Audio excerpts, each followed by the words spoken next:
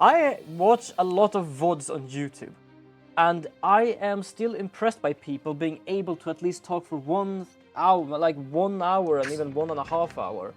Because I feel I cannot do that. There is, like, for me, I just go on and on with the same thing over and over again. That's not as fun. I don't understand how people can talk for 1 hour and 30 minutes without doing something at the same time. Like, for example, playing a game. Because the game comes afterwards. I forgot where we ended up last time. We were... Wait, didn't we... We figured out that Athena might be innocent, and we figured out that someone was there while they died, while someone died.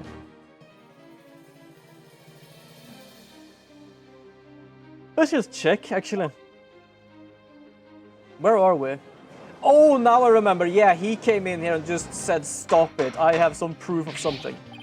Mr. Justice, please explain yourself. That's very simple. There isn't much to explain. The defendant, Miss Athena Sykes, might not be innocent of something. Yep. What you're talking about, the case from 7 years ago had been settled. Yeah, he's not talking about that case now. I'm not talking about the past here. I'm talking about the present case. It's still not clear who killed Clay Terran. But Apollo, why would you... Yeah, this is what we were afraid of, but we thought it was gonna happen sooner, not later, and now it happened later. Miss Sykes, please listen quietly to what I have to say. What in the will is Apollo trying to do? Your Honor, please allow me a little of the court's time. Well, this trial is for the case from 7 years ago. Miss Blackwell, I'd like to ask a favor of you. Just as you lost someone close to you, I lost someone close to me too. I'm sure you want to know the real truth, what happened, as much as I do. Apollo. Sure. You know I'm all for the truth.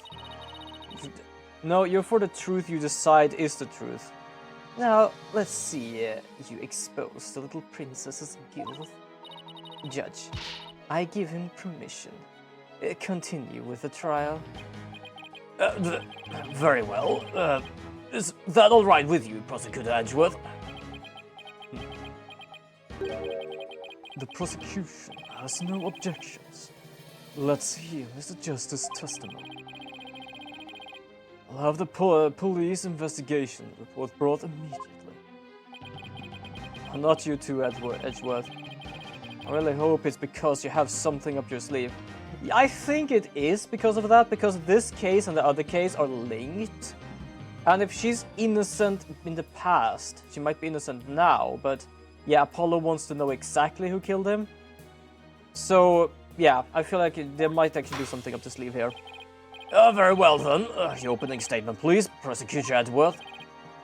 As you wish. Let's review the case of the murder of Clay Terran. It was made clear in the previous trial that Solomon Starbuck was not his killer. Therefore, the true culprit was somebody else. On that day, this culprit waited for the astronauts in boarding launch 1. When the two men made their escape out of the space machine. The killer attacked Mr. Terran with the same type of knife that was used 7 years ago. Would it be interesting if he actually... Oh! If he kept the knife for 7 years? Whoever got stabbed with this one? I still think it's the old man at the Space Museum is the culprit. We're just gonna have to see. But yeah, I just realized something. If it is the same knife, it wouldn't surprise me if anyone believes it might be Athena, because it should be have Athena's fingerprints. Smaller, yes, but still her fingerprints.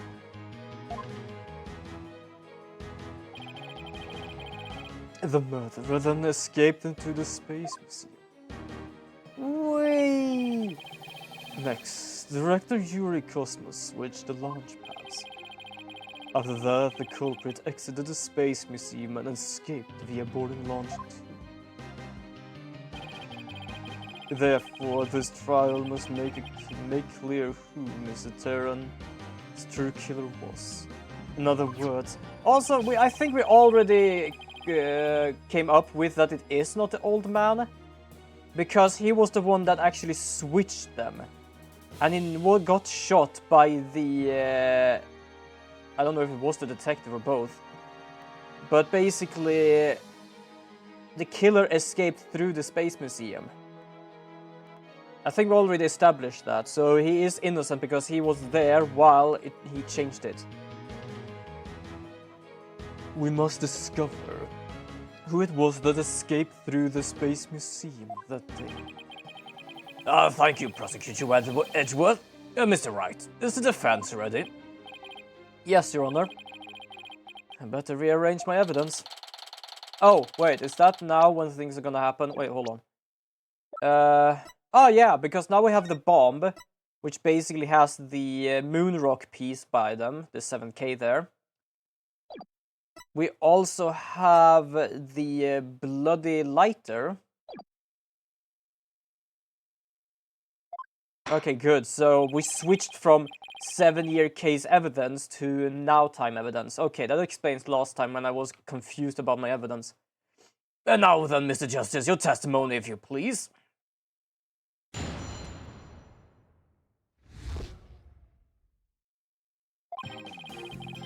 I suspected Mrs. Sykes of the space. I suspected Mrs. Sykes of the murder of Clyde Terran. My growing suspicions were confirmed when this incriminating evidence presented itself. In addition, she is the only one who could have utilized the launchpad switches to escape. That is why I wish to indict Miss Sykes as the charge of murder. Wait, why? How? Huh? Lighter? Why the lighter? Hold on, I'm gonna have to check the evidence again because I am uncertain why the lighter. Evidence found in the by Detective Fulbright. It has a theme. Oh, right. It has Athena's prints on it. Wait, did we establish she was innocent or not last time? No, we did. Wait, why did we have this and how? I don't know. The order, everyone, order in court. Mr. Justice, you realize you're charging your own co-worker with murder, don't you? Yes, Your Honor, because that is the conclusion my investigation has led me to. But, Apollo, why? How could you suspect me too? Mr. Wright, cross-examination, please. I don't get it. Just what did you find out over the past few days? Good question. Do tell me. I'm all ears. 1. She's not the only one who can utilize the place. 2. It's quite easy to plant fingerprints. Yeah, also I think as she mentioned at some point she was actually passed out in the Space Museum. So someone can basically just plant the fingerprints there.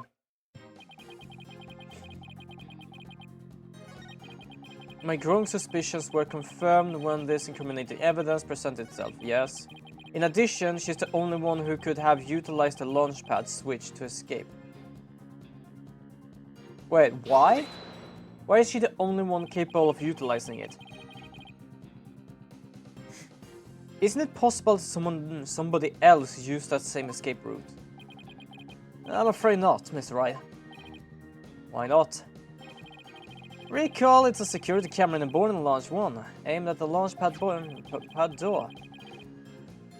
It's the camera that captured Mr. Terran and Mr. Starbuck. But there's also another security camera in boarding launch 2. It recorded Mr. Terran's killer, or rather Miss Sykes, coming out of the Space Museum. A camera in boarding launch 2. First I've ever heard of it, but it does make sense. Fair enough. Athena yeah. Sorry, my nose is full, so it's basically when I try saying said, it was just shed. Yes, I'm sorry to say, but Apollo seems to have gone full mental recline mode. Yes, I do believe so. I think he just wants the truth, but unfortunately the only truth there is now is evidence against her. And then was overcome and passed out until around noon the next day.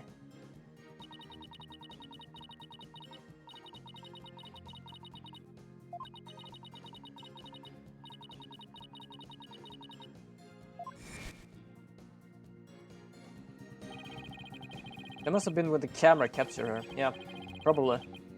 And that what made Apollo suspect her even more. Wait a minute. In that case, it's most likely recorded the true culprit as well. No, it did not. Yeah, but that's a negative on that one too, Miss Rye. And the footage is taken of the incident. Miss Sykes is the only one who appears. I think I know how they escaped. The hallway has to retract, and we did see a few dead leaves. I think they jumped out to a tree or something. The order, everyone! Order in court! That can't be, but if it is, then it's incredibly incriminating. Wasn't it you who proved in the previous trial that the way the true culprit escaped was via the Space Museum after the pads had been switched? A fact you previously proved to turn on its ear, leaving your client high and dry. I must say, that is vintage Phoenix Wright. Fair enough. Not much I can say about against that, I guess. Okay. I don't think we have too much proof yet. I'm just gonna go do this one. I'm just gonna press everything here and check what we can get for something. What first made you suspicion of Miss Sykes? It all started when Miss Sykes were investigating crime scene. When she saw the weapon that killed Mr. Terra, my bracelet reacted. She said I'd never seen the knife before, but my bracelet told me otherwise. And then every time after that, my bracelet would react when she talked about the case. Yeah, that wouldn't surprise me. Oh! She said she hadn't seen the knife, which must have been because she has been living around here. But I don't know if she remembers it completely, because a part of her past was basically like fucking blinked from the existence. Realistically, when this is over and Athena is proven innocent, if I were in her shoes, I would separate and go separate ways from Apollo. Understandable. Absolutely understandable. This, though, is a game, and he is annoyed that the true killer has not been found. I didn't know what to do or think. I couldn't even sleep. In that condition, I knew I wouldn't be any good in court. So I decided to wear an eye patch so I wouldn't be able to perceive any of her tells. Wait, that's why you have the eye patch, so you see less, like, you don't see as good and capable of seeing her lying to you. So that's why Apollo was acting so strangely.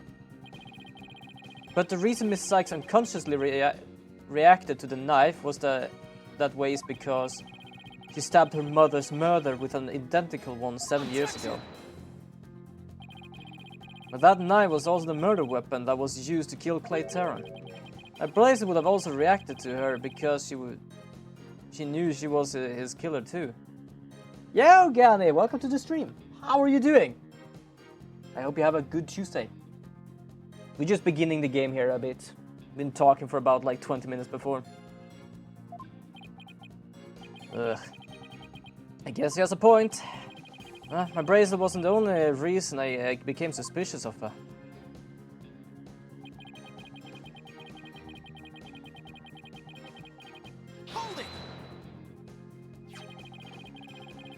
That's the light that was found in the Space Museum with her fingerprints on it, right? But even if it seems decisive, there must be other facts that we don't know about it yet. If that's so, go on ahead and prove it then. Look, honestly, I don't want to believe this is true either, but Miss Sykes was the only one who was in the Space Museum at the time of the murder. Could be better, but overall I'm just really tired right now. Fair enough. Absolutely fair enough. I do hope you can get a rest a bit at least. And to answer your question, the sea...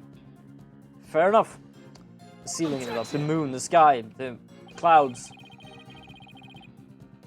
I was about to say the Milky Way, but technically it's all around us.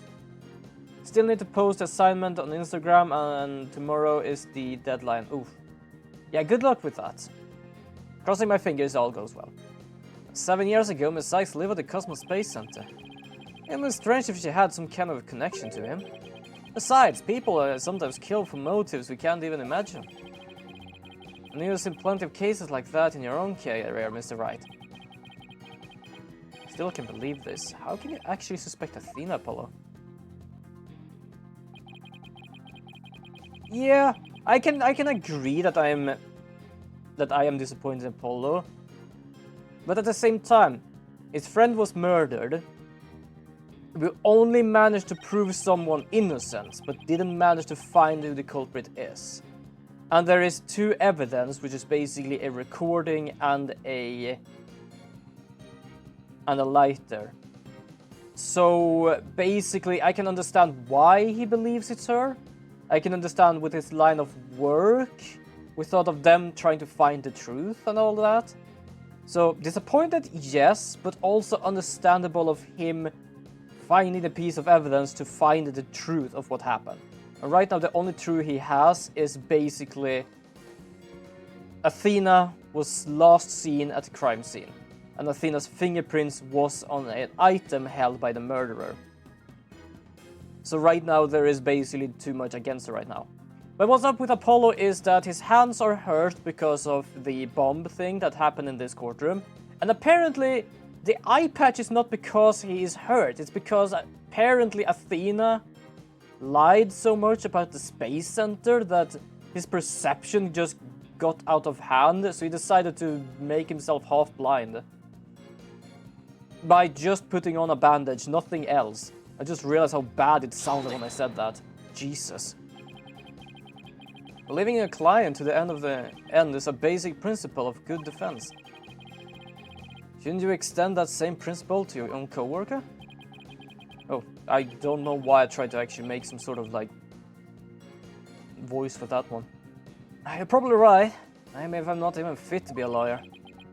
However, I don't care. This case is special to me.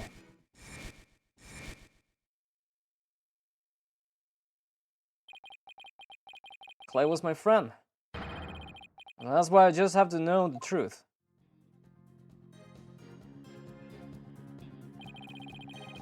So instead of basically trying to wait until the police or someone finds the truth, he barged in here because he is done waiting. I do wonder if he did actually point fingers towards Athena, just because, yes, the evidence said so, but because Miss Blackquill actually want her in prison for some reason. So when he actually said, like, this is the reason, she agreed with it, and that is the case why he is also agreeing with it right now. I hope that's the case. Apollo must have been really struggling with this. Well, Apollo may have doubts, but I'll say it again. Athena Sykes isn't the murderer. Why is she lying so much? Could it be called PTSD? Nah, she must be the killer. Good job, Apollo. Turning your lawyer badge. Fair enough. I only have one thing to say. Evidence is everything in court. Well, Mr. Wright, think you have the concrete proof to knock down my arguments? Your arguments have been very clear, Mr. Justice. And your facts appear to be indisputable.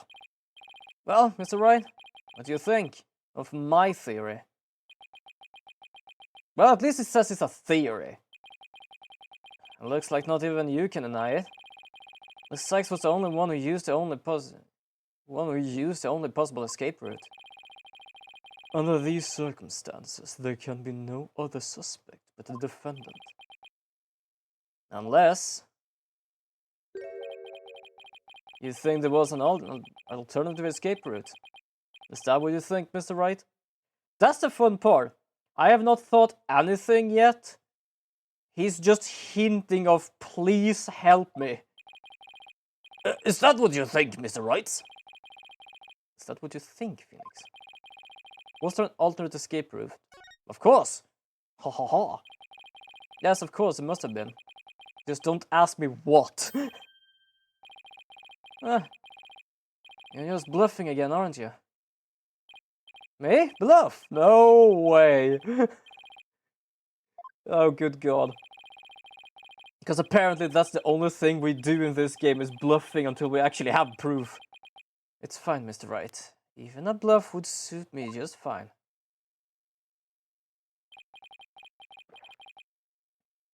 As long as you can... Yeah.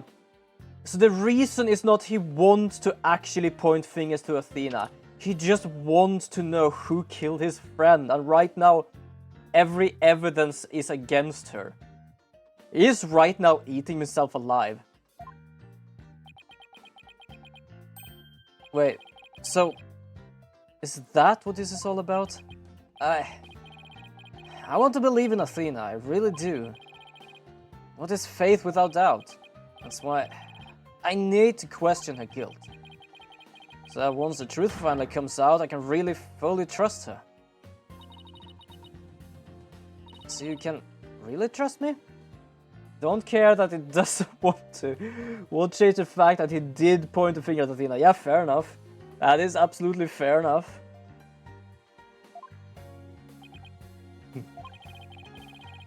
It seems your junior partner has just showed us what trial are truly all about. I believe you're right. At the same time, I would say it depends what Athena thinks about this, because as you said before, if you were Athena, you would just walk ways. If Athena agrees with this, Athena agrees with this. But I can absolutely understand, it's just like, hold it!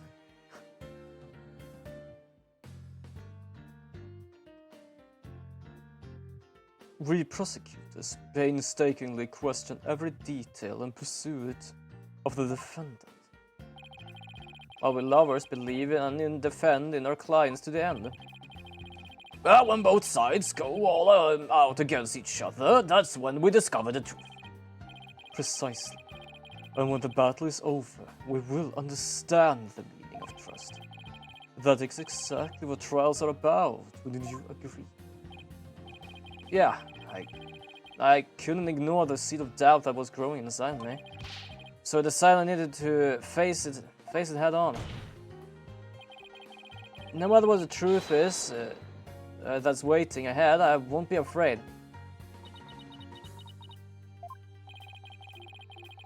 So like Apollo, always uber earnest about things like this. Mr. Justice, I vow to dispel every last bit of your doubt in your heart. Good, because I want to believe in Miss Sykes again. Really hoping there was an alternative route, aren't you, Apollo? But if I use the process of elimination, there really aren't that many possibilities. There are some. There is only one, but that's the thing. We have seen it before.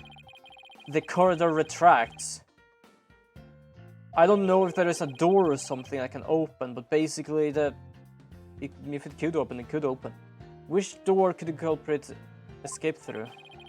Come on, Mr. Wright. Where do you think the culprit escaped to? Yeah, corridor. Take that! They really only could escape through the corridor to the Space Museum. All they had to do was use the unconscious Mrs. Starbuck's print to go through the door. It appears that all you try to establish is Miss Sykes' guilt. If the culprit used that route, the only exit would have been the boarding launch too. Nope. The logical conclusion of your argument is that the killer is none other than the defendant. Nope. I knew it. That's the only way it could be, huh? If the culprit escaped through the corridor that leads to the Space Museum, I guess it is true. The only exit would have been in the boarding lounge too. But Miss Sykes was the only person. Again, everyone is pointing at Athena, but who knows that place inside and out? Yeah, exactly. I investigated the crime scene thoroughly. But the only place the culprit could have escaped to was the Space Museum corridor. There aren't any other secret corridors or anything. So, that leaves us with no other conclusion to draw but that Athena Sykes was the culprit. What could the answer be? Was there really any other escape route? Yeah, that's the thing. Everyone is basically, where is the escape route in this room? There is none other in that room.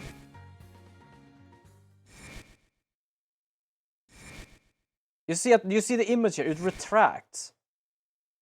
The leaves back in the corner. They either came in or came out through the open doorway of the moving hallway. I think it is possible that the culprit escaped into the Space Museum, but then came out using a route other than into boarding Launch 2. Oh?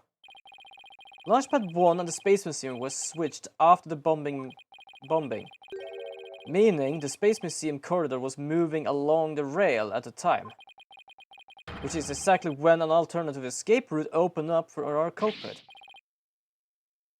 Are you kidding me? Judging by the intense look in your eyes, I take it you're serious. Very well, Mr. Wright, do tell. Where could the culprit have gone from the museum corridor besides boarding Launch 2? Launch site? I don't know where to point because this thing opens up. But it opens up to outside. I'm gonna point outside. We found something odd while investigating the museum corridor this afternoon. Namely a few dead leaves on the floor. Considering where dead leaves come from, they point us exactly where the culprit escaped to. Yeah, I remember seeing some leaves myself. Do you mean? Yeah. Yep. Well, the Space Museum was in motion just beyond the corridor's safety door. Was an alternative place that the culprit could use to escape. In other words, the culprit's real escape route was outside. The area outside the Space Center.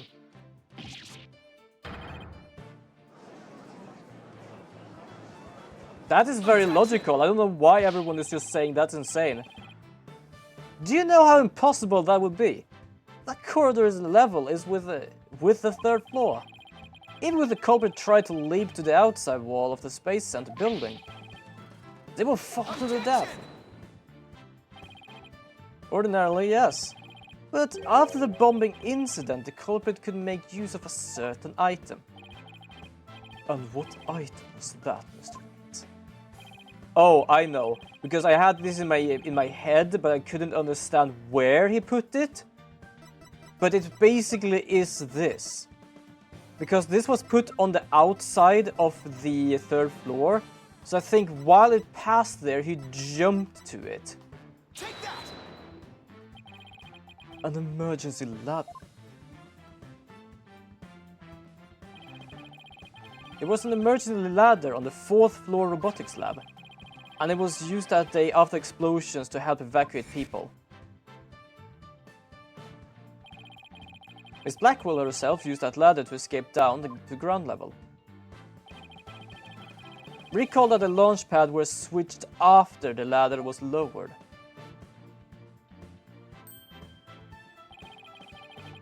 The corridor would have passed by the ladder while the pads were being switched. And that's when the culprit literally sprang into action. Because who would even suggest the one escaping the bombs were the one that did them and leapt onto the ladder? Well, who would have imagined? But order, everyone, order in court. Well, an alternative escape route seems to have emerged. Which means someone other than Miss Sykes could have been the culprit, right? Objection! He's really like wishing for this. Making things up on the fly in an attempt to sway the court again. Are we, Mr. Wright? Your theory has so many holes it puts Swiss cheese to shame. Alright then, name one. I have here detailed information about the Space Center. According to this, the distance between the museum corridor and the main building during movement is a full 20 feet. Whoa. 20 feet? You're pulling my leg, right? In addition, the corridor is 3 floors from the ground, or roughly 50 feet. What's more, the culprit would have leaped into a precarious place, an unstable ladder. Ugh. Human beings feel fear in dangerous situations. It's a basic survival instinct. I already have something against this. Hold on. Because we realized last time that whoever planted the bombs and stuff, pot calling kettle black, all of what Edward said was full of holes. Kinda yes, but kinda no. I understand his implication of people might have hesitated, and that can cause more problems for the one trying to jump than anything else. But yeah, what we managed to figure out that if this is the same murderer as 7 years ago, everything before. Wait, what everything before? You mean how far it was away, like 20 feet and 50 feet? You could probably do that, but I'm uncertain about that. But yeah, just to finish my train of thought here. We managed to figure out that the murderer 7 years ago don't feel any fear. The subject's emotions rarely fluctuate and it don't experience feeling like normal people do. So it doesn't matter if this guy felt fear. He don't have fear, he don't have hatred, he don't have love or anything. He just do it because he's gonna have to do it. An ordinary person would certainly hesitate before jumping. Or even freeze in fear and not jump at all. Objection! But the culprit had just murdered someone. They weren't in an ordinary state of mind. Nevertheless, why would they have taken that kind of risk? They could have waited for the switch to be completed and escape boarding launch 2. Because there was a security camera in boarding launch 2. The culprit knew that it would be recorded if they left the Space Museum that way. No, every piece of evidence from the start. He has had such a tunnel vision that when his conjectures were full of holes, it was only Phoenix who was wrong after it was proven that Phoenix was correct. Yeah, fair enough. Absolutely fair enough, but that's something we're contemplating on this game, that we need more evidence than they need. They just need to basically have a state of mind of, this is how it is, try to prove me wrong. You have proved me somewhat wrong, try to prove this wrong now. So basically we're the one dealing with evidence mostly. Objection! In that case, the culprit could have hidden in the museum until things settled down, and then blended in with other people after the museum was reopened. That's a good point. But you claim that despite all this, the culprit took 20-foot death-defying leap. Basically like kids playing and one saying, no, you're wrong. Exactly. And in all that brief moment, the corridor and ladder passed by each other. That's also a good point. They would have needed a running start while the corridor was moving to make that jump. If their timing was off, if they couldn't jump far enough, it would have been an instant death. What kind of person would attempt something like that? Stop bringing up good points, Edgeworth. This true culprit of yours is nothing but a figment of your imagination. Why do you always have to point out every flaw? Because he likes doing that, and it's also his job doing that. Mr. Edgeworth's right, that does sound pretty insane. The culprit had to be someone who feels no fear, like a stuntman.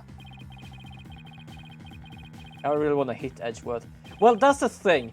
I can understand your point, but Edgeworth is not really an enemy right now. He is trying to make sure we find the truth. So yes, he is poking at everything that might be a hole for us, but he doesn't care of trying to get Athena in prison. He just wants to find out, do you have anything? Because we need to figure out what's going on here. He just really loves poking at us. That's just his personality. Ah, I got it this time. I can prove that there's someone who could use this alternate escape route. Oh, can you now? Yeah, this proved the possibility of a person who could use the alternative escape route. Bam! What's that, Mr. Ryan? This is a certain person's very interesting psych profile. The subject doesn't experience feelings like normal people do. In other words, this person doesn't feel happiness, sadness, or fear. Doesn't feel fear? Yeah, this is what the Black Quill held on to for 7 goddamn years. Right. You can't be serious. Without the constraint of fear, he could easily do what an ordinary person wouldn't dare. They already forgot what got Athena's mother killed. What the fuck? Probably because this wasn't a part of that case. Like, those were 2 other cases. And I don't think we actually checked this evidence too much. Because we got it at the end of last stream, which was basically here. This is the evidence, just check it. But we didn't really check it thoroughly before we actually went to the next one, which is this one. Because, yeah, that's not an evidence we used. That was an evidence we got from Black Quill after we realized he is not the murderer. Just as you or I do a broad jump on the ground without the slightest fear. This subject could make a 20-foot leap 50 feet up in the air. You could choose this extreme way of escaping without hesitation. So you're saying that person without fear. The alternate route would be quicker and eliminate the chances that they'd be spotted? Really would. That's definitely too extreme, Mr. Wright. That's what I'm saying. They already forgot and then failed to put 1 and 1 together. Instead of doing 1 plus 1, they've been trying to force 1 plus 1 is equal to 5 like a bunch of brainless chicken. Yes. Absolutely. I still love this game, but I absolutely understand what you're talking about. But was there such a person at the scene? Yes. The Phantom, that mysterious shadowy figure who keeps popping up. Oh dear. The Phantom again. Well, we already said on the Solomon case that whoever did this might be the same person 7 years ago, so it's not a lie. I knew the Phantom was there behind the scene of the Space Center bombing, but I wasn't sure if it was connected to the murder of Clay Terran as well. However, now it's all clear. The Phantom is the one who not only bombed the Space Center, but also killed Mr. Terran. And everyone is getting shocked here. Oh, also, I just realized something. For those who uses those, I have a new sound redeem. I have the Big Taco sound redeem. Order in the court, everybody! Order, I say! Mr. Wright, do please continue. There are just too many similarities between this case and the other one from 7 years ago. Wait, yeah, I think it actually is in the point redeems. So the sound alert I have now is in the point redeems. So it's not bits or anything.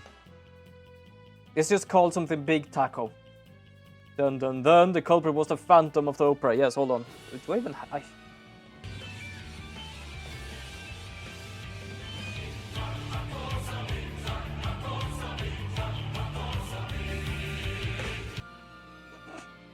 I can never take that seriously. Okay, so I'm gonna probably have to explain this. But I managed to find a short on YouTube of a Final Fantasy Online boss scene. And they started singing this song. And yes, some of the Final Fantasy songs are absolutely bomb songs, to be honest. They are great. But sometimes you can definitely not hear what they sing. And this one, basically, they basically showed their Twitch chat singing Big Fat Taco. And I cannot unhear that now. So yes, we now have the Big Fat Taco sound redeemer. It is so stupid, but I love it now. I just had to add it just because. Yeah, I know which it is. Yeah, it's... I just randomly found it, and it's so brilliant, to be honest. But why, you may ask? It can only be because both incidents were the work of the same Phantom. So then, this Phantom is the only one who killed Clay. But who is he? This Phantom has been haunting this case, pulling the strings in the background.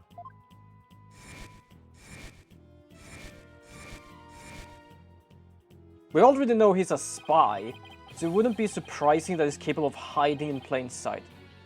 Who could this unidentified international spy be? Right. This escape route must have been a part of the Phantom's plan from the start. As a tricking the redirector Cosmos and switching the launch pads. The bomb on the second floor was meant to make the elevators and stairs unusable. That's why he gave advance warning and planted the bombs where he did.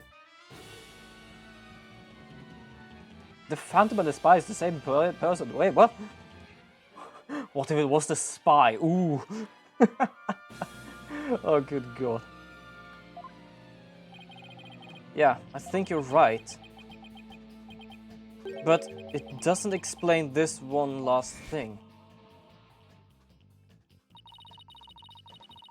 So I lowered my emergency ladder, like the detective leading the evacuation told me to.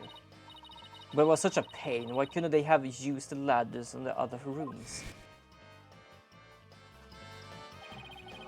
The robotics lab wasn't the only room with an emergency ladder. But they couldn't have made that leap unless it was certain which one it would be. So, you mean, the Phantom must have been someone who knew that particular ladder was going to be used. That's right. Who could it be?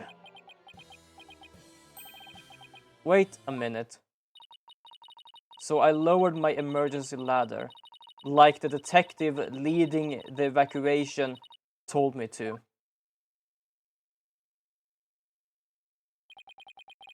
Miss Blackwell lowered the ladder after being told by the detective leading the... I think we managed to figure something out here. You gotta be kidding me. Did you figure it out, Mr. Wright? Do you know who the Phantom is? Yes, I do. What? Who is it? Who killed Clay? Oh, dear lord. I knew who the Phantom was, but I was mostly just waiting for the whole thing to actually pop up. I have been silent here for long. After the explosion, a member of the staff crossed paths with a certain detective. I was on duty on the 4th floor. It was quite the madhouse, I tell you. As for the detective who was leading the evacuation from the 4th floor, he had a very specific object in mind. So I lowered my emergency ladder, like the detective leading the evacuation told me to. His objective was to secure his own escape route. We lowered an emergency ladder from a 4th floor window and escaped that way. Once everyone else got out safely, I made my way down too, and headed to the shelter. Yeah, because if it was the spy, if the murderer actually jumped to the ladder and went down, he would be like everyone else. He would be one who evacuated. This is a detective you all know. He's even lead detective on the current case. And appears to be a very emotional man, but his psych profile says he is without emotions.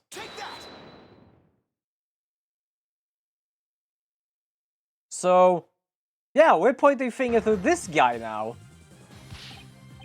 What? Oh, you say. Give me the detective. Can't anybody please let me at least read? Exactly. We were all taken in by his fake persona. Detective Fulbright identity is the Phantom. Why was that difficult for me to read? Order, everyone! Order! Mr. Right! How in the bloody hell could this be? That's easy, Your Honor. Detective Fulbright was leading the 4th floor evacuation effort. Our first clue is that he made no attempt to have any other ladder put to use. The ladder in the robotics lab is the only one he ordered to be lowered. The second is that he directed everybody to the basement shelter via this ladder. The main reason I thought it was the old man, the director, was that he seemed crazy. But anyone who seemed crazy but still has an important position is highly... Yeah, fair enough. Very. It was all part of his plan to create an escape. But yeah, as I said before, we basically already pointed him out of not being able to be the killer, because everything he did was basically to show that he saw the killer, but the killer managed to leave.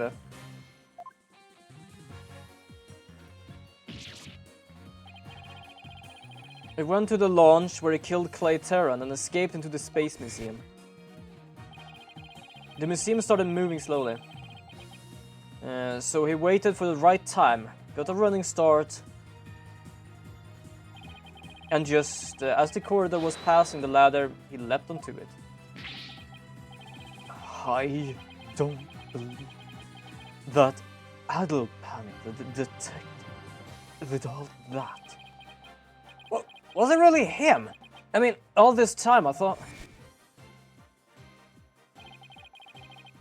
Yeah, sorry, we didn't catch the name.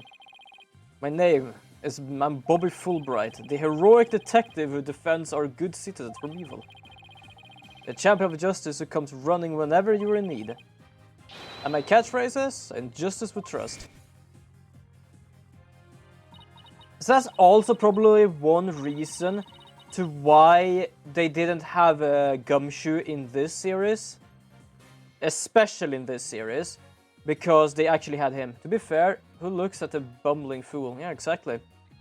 Then his concern for Simon was also just a big act.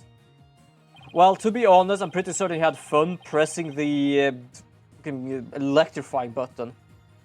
I swore to reform Prosecutor Blackwell and make him a vulnerable valued member of society again. Well, that guy has been suspicious from the start. In a sense, yes, actually. It's like Gumshoe was just a bit... I don't know, he was messy, he was just... I feel like he would trip a lot. This guy just felt like he was just... too much of a tripper, if we say so.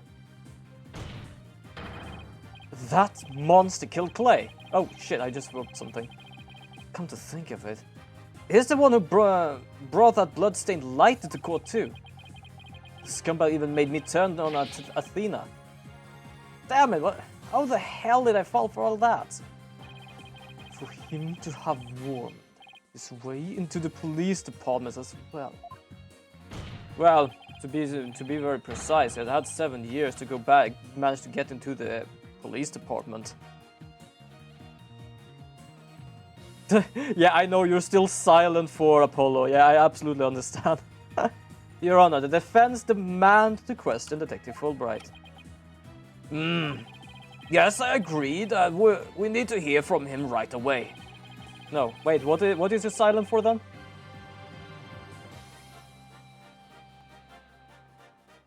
Moderation setting.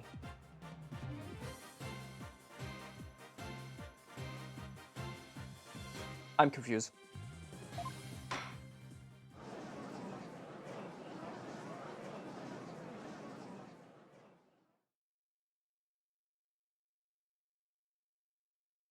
I guess that might explain why he's always so attached to Blackwell and why Blackwell has been taunting him.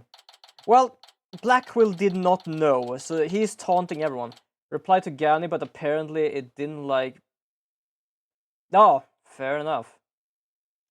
Yeah, the funny part is, I don't think I even got anything of that. Because most of the times whenever someone writes something, it's like, oh, will you allow this? I either say yes or no, depending on the context. I didn't even get that, so yeah, it must really be like the moderation setting that it just did that automatically. I didn't manage to see anything about that. But yeah, Blackwell taunting him, that's just Blackwell being Blackwell. But yeah, having Blackwell attached to himself, like just looking for Blackwell a lot, yeah. It wasn't auto-mod checking, it's just straight up said no. It's kind of like when I played a game and I wanted to write hello as a thing for the Alliance. It didn't allow me because hello contained hell. Fucking auto-mod sometimes. Thank you so much, Mr. Wright. If it wasn't for everything you did, Don't thank me yet. I still have an uphill hill battle to do. But it's so... Yeah, I know it is dumb.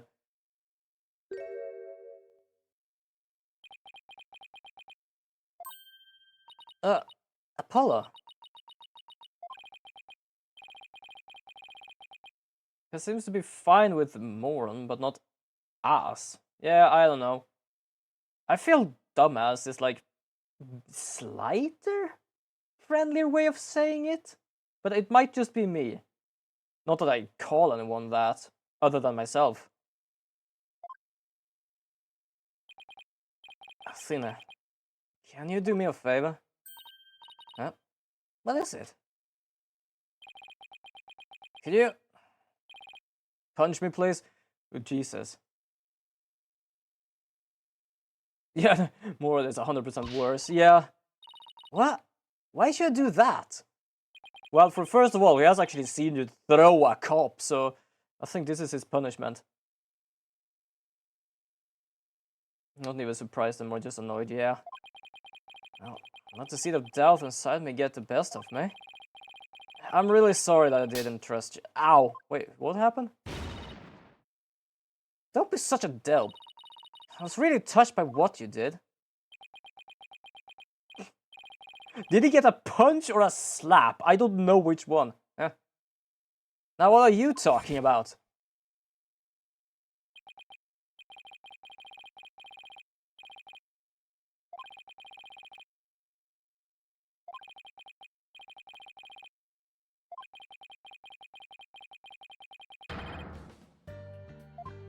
Apparently she liked that part. You took the time and effort to genuinely think about who I am and what I'm made of. After all, how could I punch a true friend like you, Apollo? You didn't have any trouble slapping me a second ago. Well, a punch and a slap are two different things. Thanks, Athena, and thanks for waking me up to reality again. I guess I know now who to call if I ever get sleep in court. Jesus. Oh, wait, who is this? I think it is... yeah, it is him. I didn't want to make a voice just in case. Edgeworth. Yeah, I think they're pretty great myself, and they're not afraid to keep me in line. Anyway, I have some very good news. Our Blackwell has surrendered, and the hostages have been set free. Trucy and all the others? Oh, thank God. Miss Blackwell said she had something she really needed to do. So I granted her a special permission to do what she must. I wonder what it is. Oh, God. Miss Blackwell. Hello? I didn't come here to apologize, if that's what you're thinking. My actions are what allow the truth of what happened 7 years ago to come to light. Not really the best actions, but she does actually have a point. People were basically about to actually execute someone for false accusation after 7 years, not giving a shit of trying to figure it out again. So I understand her point of view. The way she did it, not the best. But I did come because I had something to say to all of you. And she's out of line, but she is correct. Yeah, exactly. Miss Ara. I should bet not be here to complain about something. Miss Blackwell, I want to apologize to you. The fact that you couldn't trust the court system is our own fault. It's true that the court are filled with incompetent idiots. Still, I suppose I couldn't let you handle the rest of this case. I suppose I could let you handle the rest of this case for me. Oh, Miss Aura, does this mean you're starting to trust the system again? No, of course not. Be quiet, hunk of junk. It's just... I wouldn't mind if you were the ones who met this killer down. I can understand her. I don't trust the system. But I have seen what you people do, so I can trust you personally. Man, I hate that I find her kinda cute. I understand your point, and I also understand the comment. I'll leave it to us. We'll get him. So I guess that means she's starting to trust us at least. Yeah, exactly. She don't trust the system, but she has seen what we do and what we try to do. So she trusts us at least. Aura. Simon, I'm so glad both of you and the princess were cleared of suspicions. I'm pretty certain you only think you're only glad for Simon and not the princess. I am pretty certain you had your fingers crossed she was going to prison. And it's all thanks to me and my robots. You better be grateful. I never imagined you would go that far. Though you always were extreme. But I don't recall ever requesting your help. As close as ever, I see. Well, now that you have been released, I guess it's my turn to go and live in the slammer. I just hope you're not the prosecutor of my trial. You'll probably give me the death penalty. Jesus. Well, at least she accepts her punishment. You know me all too, Jesus. Talk about sibling rivalry here. Good God. Holy crap, talk of the rivalry between these two. Oh, you will probably just give me the death sentence. Oh, you know me too well, like, goodness sake. But I truly was about to be executed tomorrow. Though because of you, it seems like I won't be crossing the Styx just yet. You have my heartfelt thanks, Sarah. I'm sorry I caused so much anguish. Simon.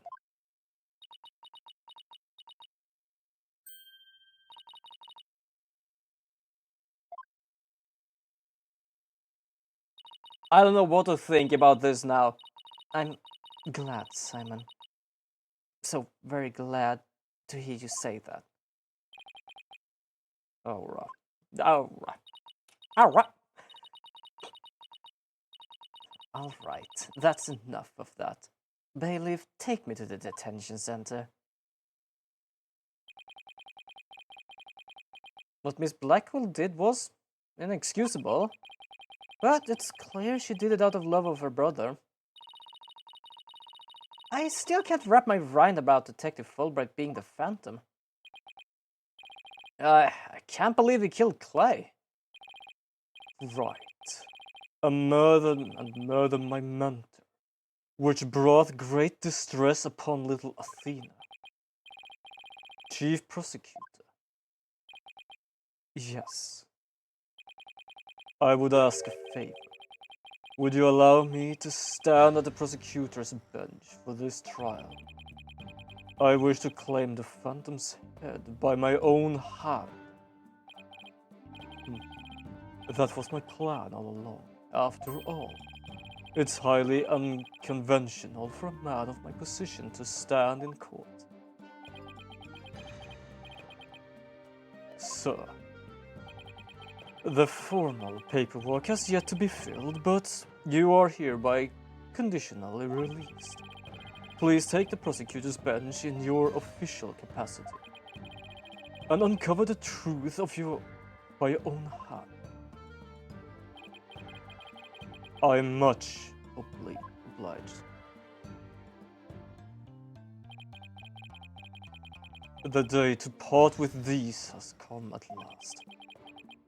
Chief Prosecutor, could you? It is very difficult for me to make his voice more formal.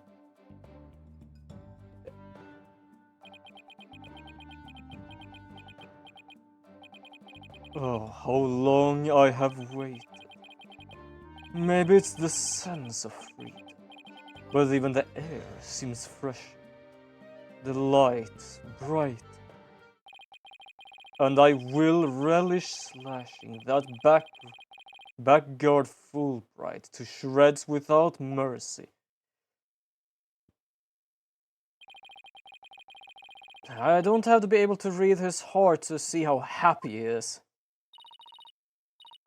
I'm so glad, but I won't cry just yet. After all, we still got a trial to finish. It's okay to cry, Athena, I promise.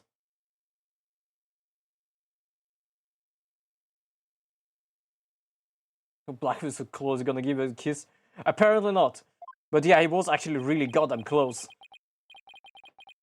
Prosecutor Blackwell, Mr. Rye, please avenge Clay's death for me. What are you talking about, Apollo? You're coming to the defense bench with me. I am? Well, I can't expect Athena to assist me now, can I? She's a defendant. That leaves you, Apollo. But, are you sure you want me? I took a leave of absence and everything. Well, our office is pretty short-handed and you really all I got. That's a way of saying it. Thank you, Mr. Rye. Apollo. Athena. I can say it with all my heart now. I believe in your complete innocence. And now, we're going to prove it to the world. Geez, Salmon, at least take your sister out to dinner with... Hold on, that sentence confused me so much, it took me a second. Salmon, at least take your sister out to dinner with me first. That is a sentence. I don't think I've ever read that sentence before. That confused me so much. Well, thank you, Apollo. I knew you could do it. So, you won't be needing that eye patch anymore, right? Right, because I'm fine now. I'm pretty certain your arms are not fine, though. Those are not for show. Or either they are, because I cannot see them on his hands anymore. I'm not gonna lie, I don't think when I was younger I actually realized he had the eye patch just because of his power. I actually thought because he was hurt. Ah, no, this is the Apollo I know. Welcome back, Apollo. It's almost time for the trial to restart. Though it looks like you have things well in hand. Yep. I should head back to the prosecutor's office. But why? I want to look into a few things. Namely, the first people on the scene 7 years ago. The facial data registered by the robot.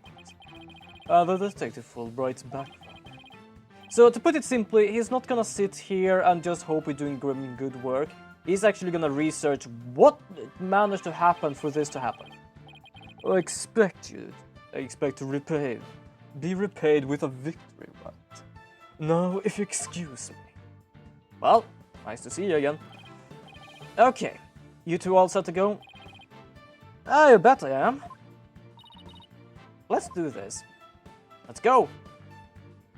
It would be interesting to have a case where all three of them stand at the defendant's bench. I don't think it's ever happened. It's always two people. Never three. The murder of Apollo's friend.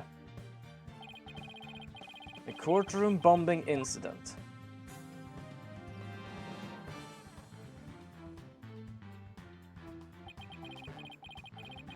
And the case has unearthed the dark age of the law 7 years ago.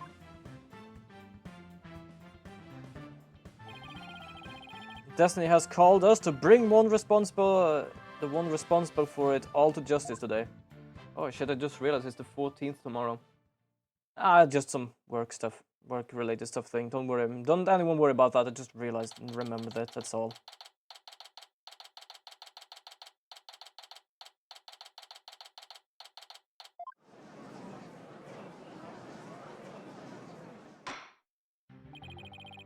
Let us now reconvene. The defense is ready, Your Honor. The prosecution has never been more ready. You know, this is the first time we've been at the defense bench together since I debuted. Now that you mention it. Although back then I thought you were more loud than you were reliable. You've really come a long way since then, Apollo. You've grown a lot. Well, there have been some hiccups, but I guess I've done pretty well. Still got ego of this, though. Prosecutor Blackwell, with the 7-year mistake now resolved, you can finally take your rightful place. Oh, yes, I guess we can keep that chit-chat for later. Bailey, please bring the witness immediately. Even with those handcuffs off, Prosecutor Blackwell seems to be pretty much the same. 7 years of grumpiness doesn't go away so easily, I guess.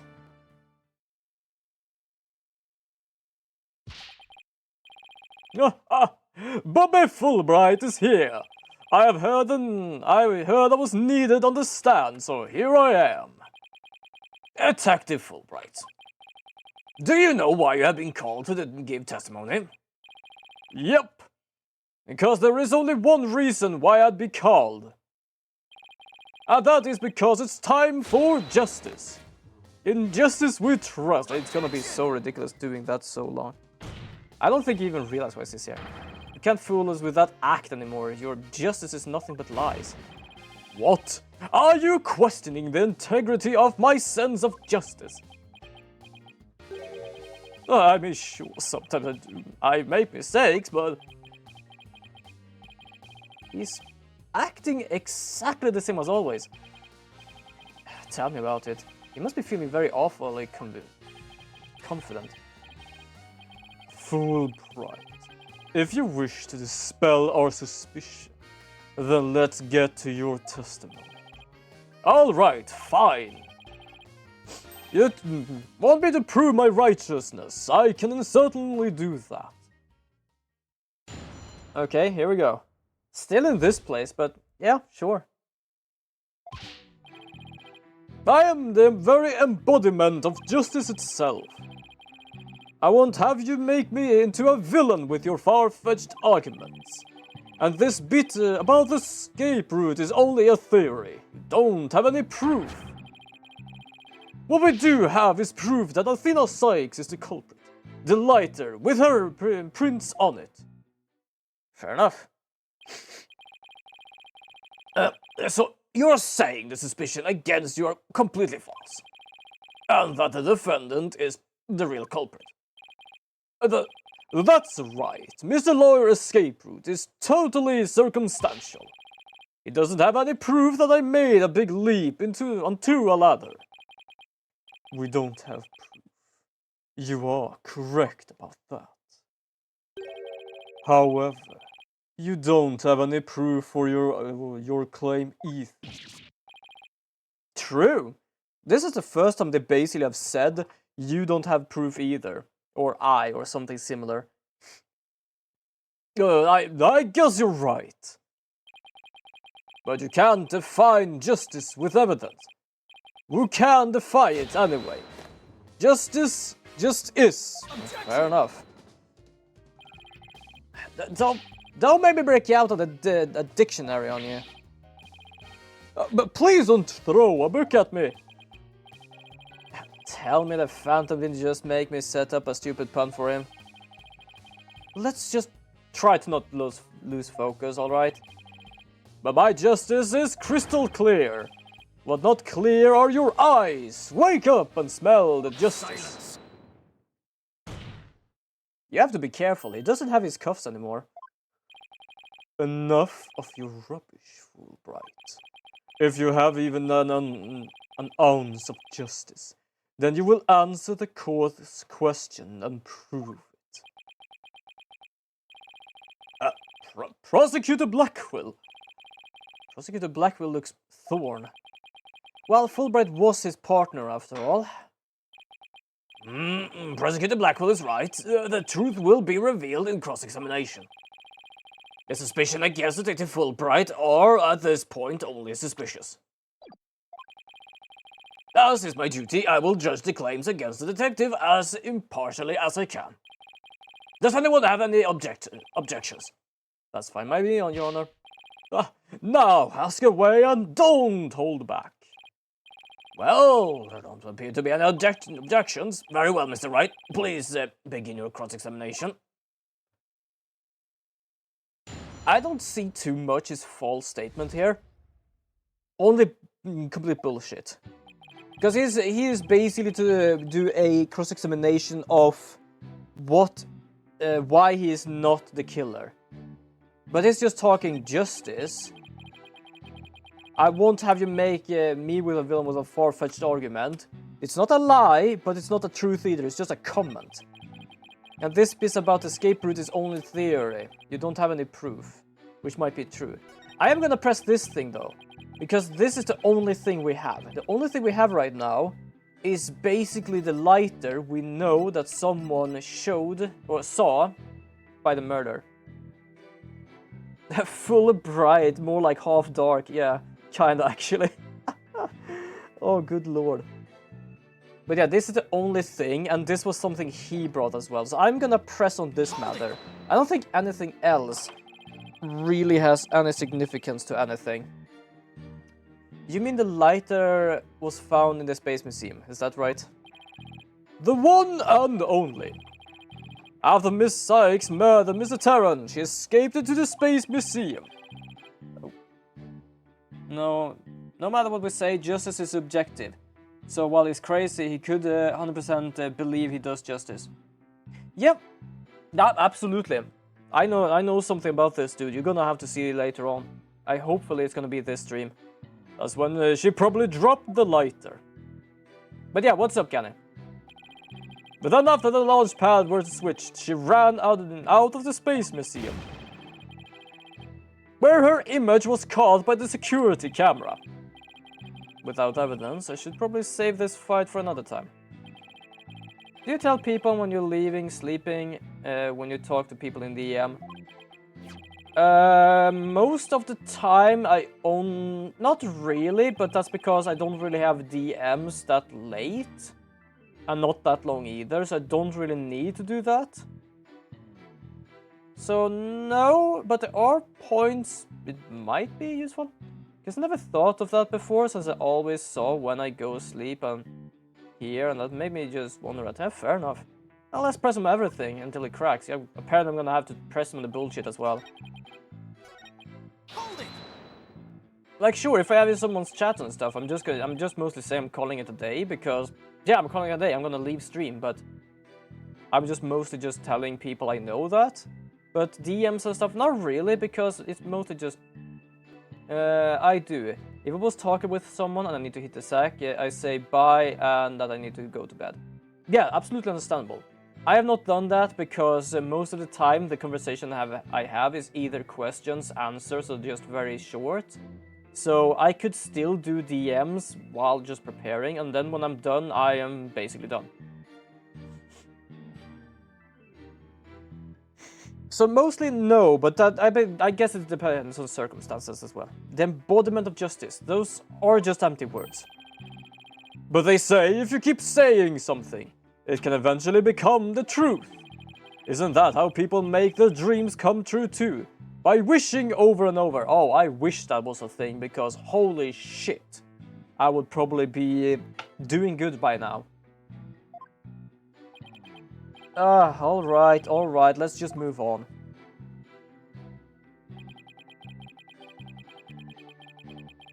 Hold it! My argument's hardly far-fetched. There are careful reasonings behind my theory. Yes, well, apparently there's reasoning behind every tofu burger. I have never tasted a tofu burger, but why are you shitting on tofu burgers, mate? But what we have against Miss Sykes, though, is not just reasoning, but solid evidence. And it is called the lighter. Miss Sykes' fingerprints on it, with the victim's blood. Yes, that's true, but... Wait. Detective Fulbright was the one who brought that evidence to the trial. If you harbor any suspicion, I suggest you ask Fulbright right down now. Especially about the lighter. He's right, but what exactly should I ask about? How am I supposed to know this? I can't even check this thing. Yeah, let's check the number of prints. How many prints number are there? So, how many prints were found exactly? 3! The thumb, the index finger, and the middle finger of a right hand. Your Honor, that is an important statement. Could we please have it added to my testimony? You got it. I don't think that's... He beat me to it!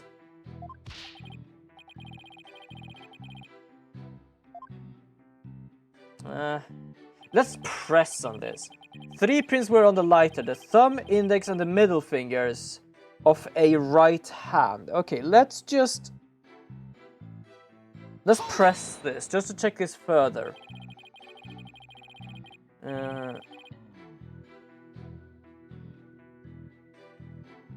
Why would it? You don't think it would be weird saying goodbye, hello to someone you work together with every day, right? Yeah, that is actually true. So 3 prints from a right hand were found on the lighter. Are you certain of this? I'd stake my life on it. Is it right? Isn't it odd he's saying the prints are from Athena's right hand? Why would you say that? Well, think about it for a second. Athena always wears that glove of her on her right hand, right? There's no way she'd be leaving prints of the 3 fingers. There's no way she'd be leaving prints of those 3 fingers from her right hand. Great point. Why didn't I catch that one?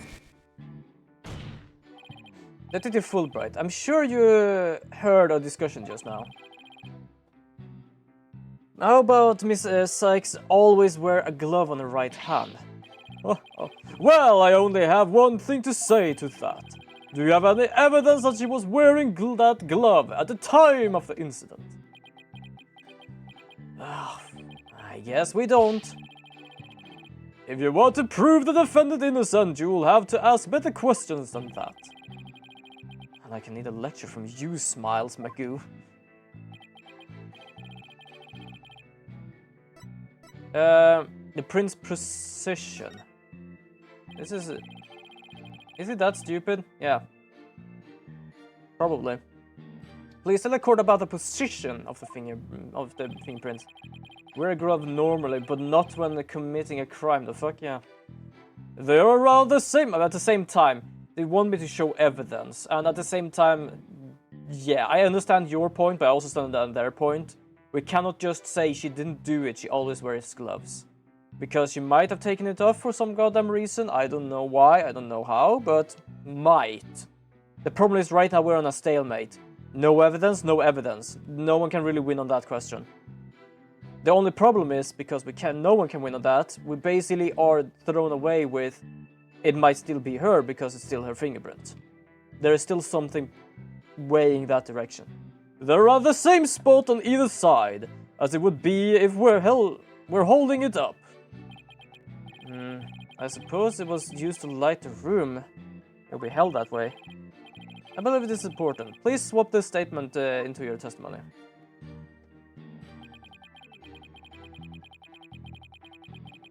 Oh damn, I guess his glove would also cover his hand wound. Yep.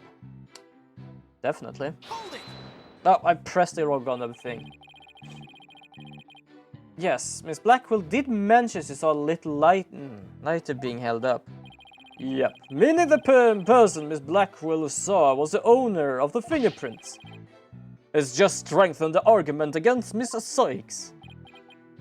Yeah, this line of questions is going to get me anywhere except conviction land. Well, it's still gonna get you to conviction land, just wrong conviction. Just press on like this. Let's proceed with the testimony, shall we? Fuck. Yeah, it looks like he's sticking to Athena as the culprit. And it doesn't help that he has the evidence. Now suppress him everything until he cracks. Yeah, I have been. Also, I just thought of something with Aura's Athena ears thing. Aura's Athena ears? Are you talking about her hair? Are you talking about her hair? Because if you're talking about Athena antennas, that's probably her hair.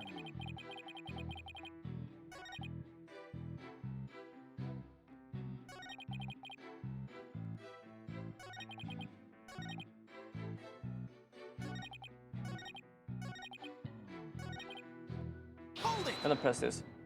Yeah, if you're talking about the purple things, that's her hair. Yeah, what were you thinking? Okay, this was not the one. I completely forgot. Now we talked about... Jesus Christ. I don't know why, but my thought was actually that... Oh, wait, hold on. Are we gonna have this conversation? Hold it! And I was right. Fair enough, actually.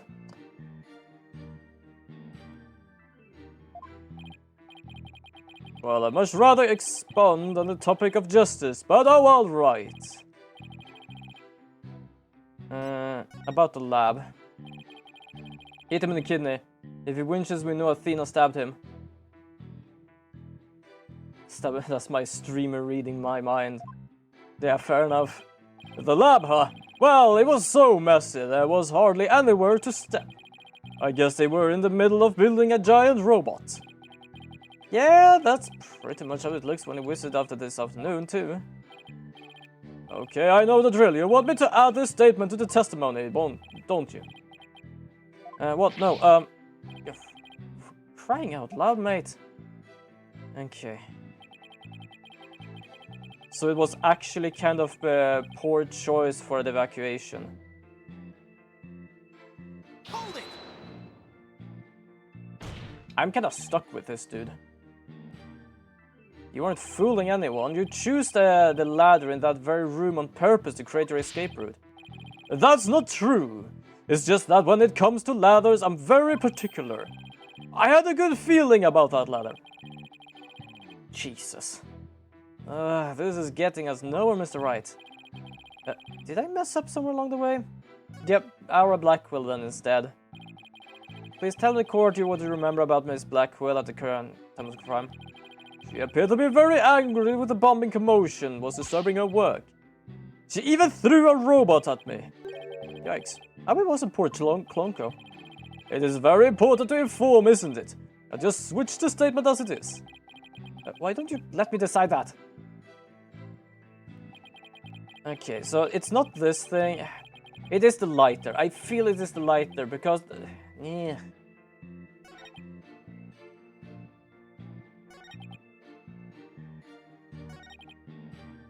Hold it! Skipping the things I have been saying. Because I kind of want to have back the things with what fingers. I don't know what to press here.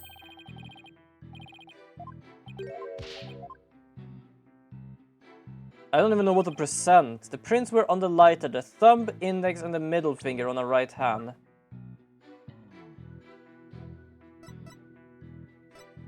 I want to test this.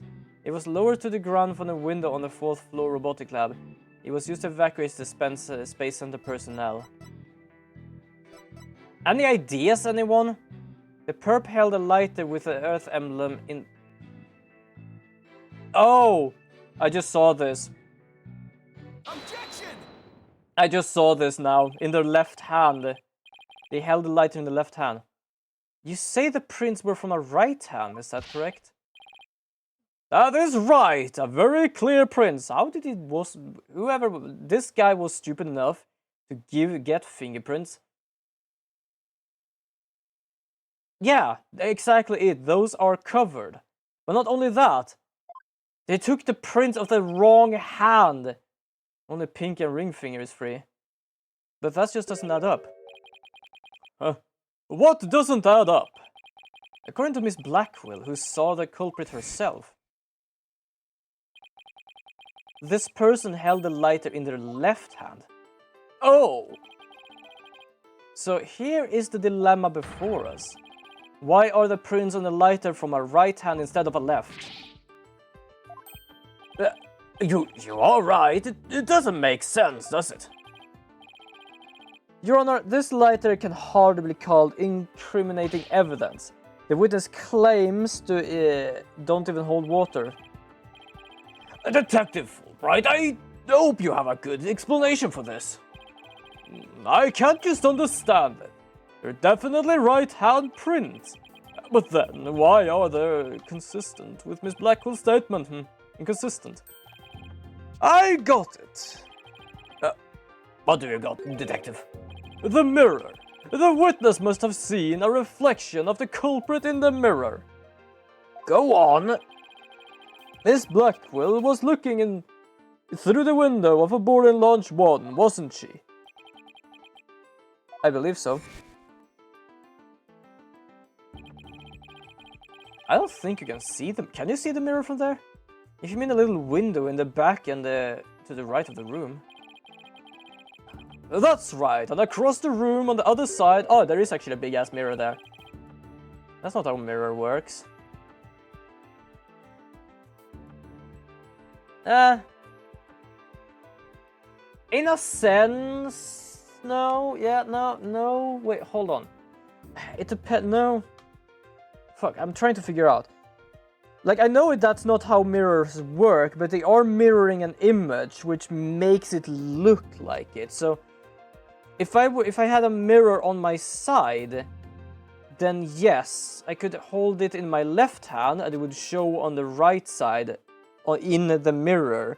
And if I held something on my right side, it will show on the left side in the mirror. And it depends on which side I have the mirror. If you look into a mirror and holding something in one hand, the mirror will show you holding it in the same hand. It depends on. If you're standing in front of it, yes. But you have it on the side and it's dark. You can only see the contour, the silhouette of a person. Then you don't know which is left and which is right. If you have it on the side, I could hold something in my left hand and it would show the mirror of my left hand, which is technically the mirror image right side. So it could be, but also it depends on very much the circumstances. I do remember seeing it. So you're saying... Yes, the culprit, Miss Blackwell, must have been a reflection of the person in the mirror. If they don't know they are looking at a mirror, yes. But who would be that blind? Yeah, she would basically be seeing two lights there. So yeah, like if she only saw one, then it must be the left hand. But if she saw a mirroring, she would be able to see both of them. It just doesn't hold water whatsoever. I see. In that case, right and left would appear reversed, wouldn't they? Now do you see? That's the logic of pure justice. But your argument is only conjecture. You don't have any proof that what Miss Blackwell saw was a reflection. Right, though. You sooner nick yourself than him like that. Put some muscle into it. Huh? That's right. Besides, the lighter could have been in the left hand. Why not? Miss Blackwell said she saw an Earth emblem on the lighter, did she? That emblem is only on one side of the lighter. You're right, there's no emblem on the other side. Exactly! As blank and smooth as the judge's fine scalp. If the culprit had held the lighter in their left hand, they would have covered the emblem. Also, did Trucy ever call Apollo Polly? No, you're right. She did. You are not goofy. Yeah, you are right. What is more, this is the kind of lighter you flick open with a thumb before lighting. So if the culprit had held it in their left hand with the emblem out and visible, they wouldn't have been able to open it, let alone light it. But if I've held the lighter in the right hand, they would easily open it and light it. But has he ever used such a lighter? Even I'm trying to figure out what the hell is going on here right now.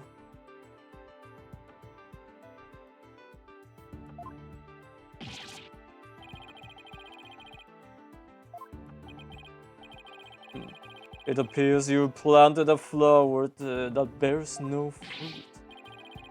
So, how it withers before my flower of justice.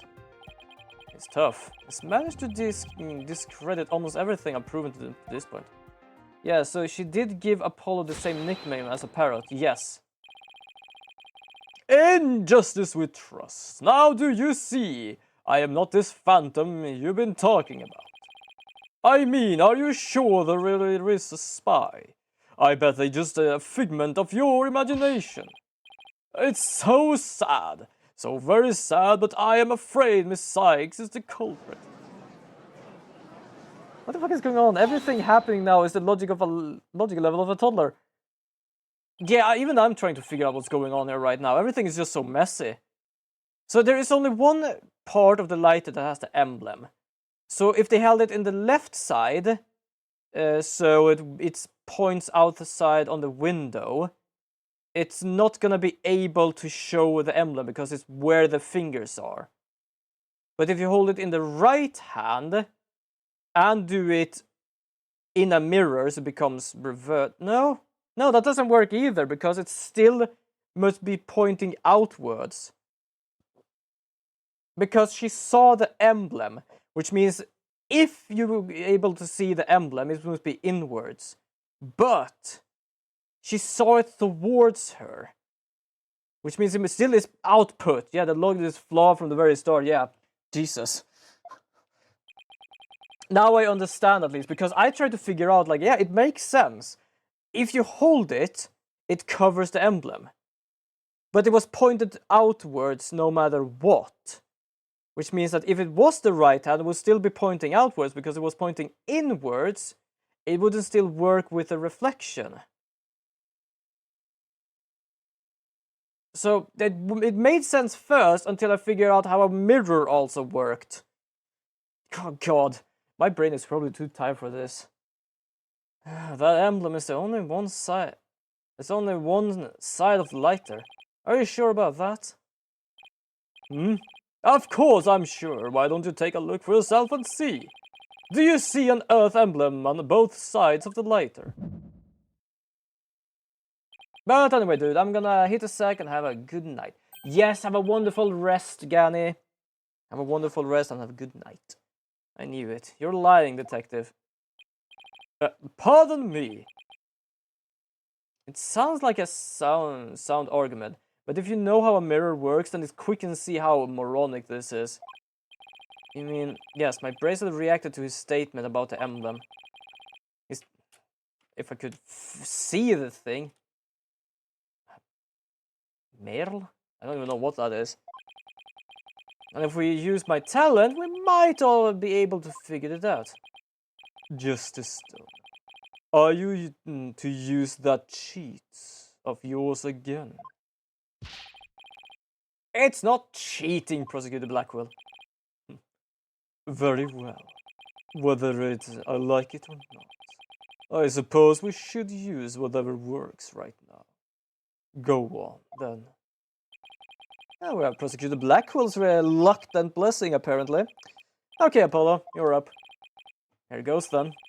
Detective Fulbright, could you repeat that last statement one more time? What in the world are you up to? Alright, fine. I'll say it as many times as you like, so listen carefully. The Earth emblem is only on one side that you can see when held in the right hand. Oh.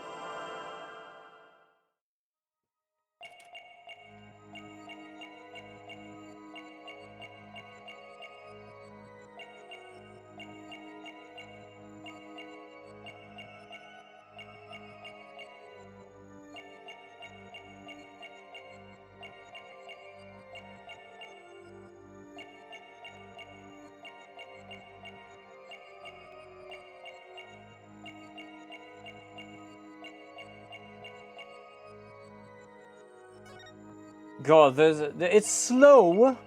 I like that it's slower because it makes it easier to look at. Oh.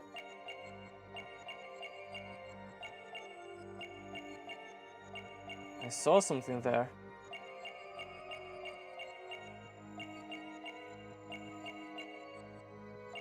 Hold on. Something I do like with this game, though, that the text is slower on this one than the first one. Because the first one, you just feel like everything went so fast. Yeah, the Earth emblem. Gotcha! Why is it that you're lying about the Earth emblem?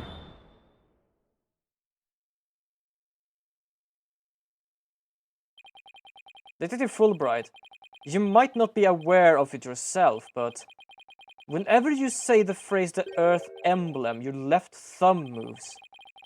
In fact, it appears as though you're running it along the edge of your holster. Mr. Lawyer, I don't have the foggiest notion of what you're talking about.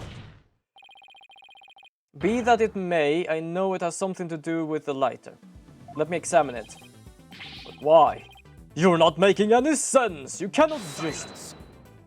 Oh, so I understand now. Why we can't actually check on the lighter is because we got it as evidence, but not as physical one, but basically paper one, as in, here you go, this is the science we have behind this. Be still and do as you're told, Fulbright. If you have nothing to hide, you shouldn't mind them having a look-see, should you? What? Not you too, Prosecutor Blackwell.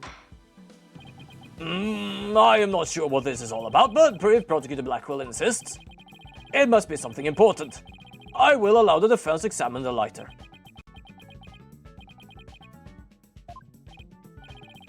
Good.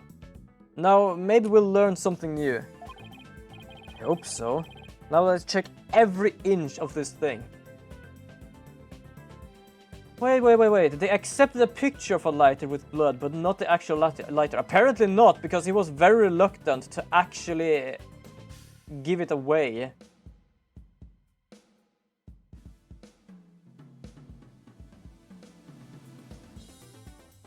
There is so much shit on here. Ugh. The back is covered with blood. Say, do you notice something funny about this blood stain?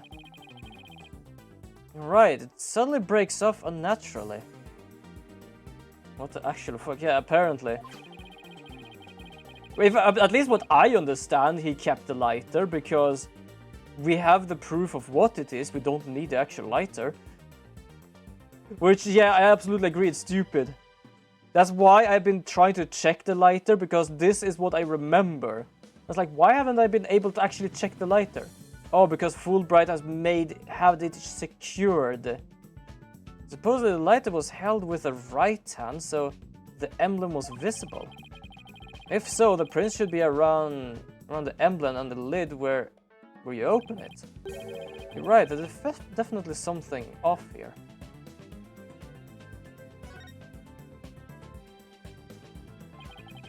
So this is the Earth emblem Detective Fulbright was talking about. See anything noteworthy? Huh? Hey, look at this. The emblem's actually some kind of button.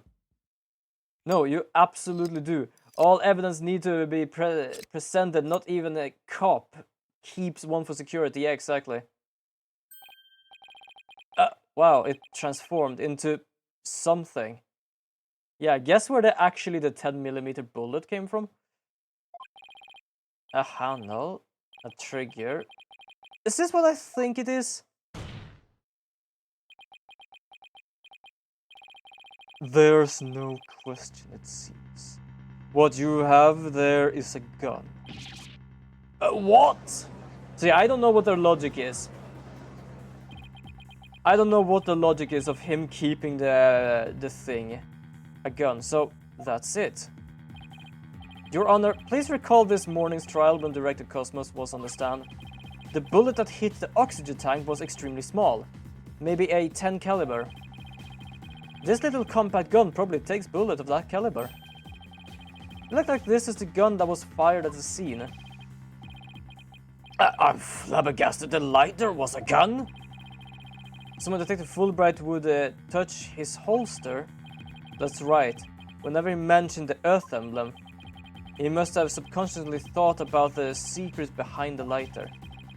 In other words, he knew it was a gun from the very beginning. A lighter that transforms into a gun seems like a spy gadget to me. It's not the kind of thing any ordinary person can get their hands on. In fact, I'd say it's strictly in the domain of elite spies. Detective Fulbright, you will explain yourself. I am curious now. Would that thing be heavier than a normal lighter? If it was a gun? It probably would, right?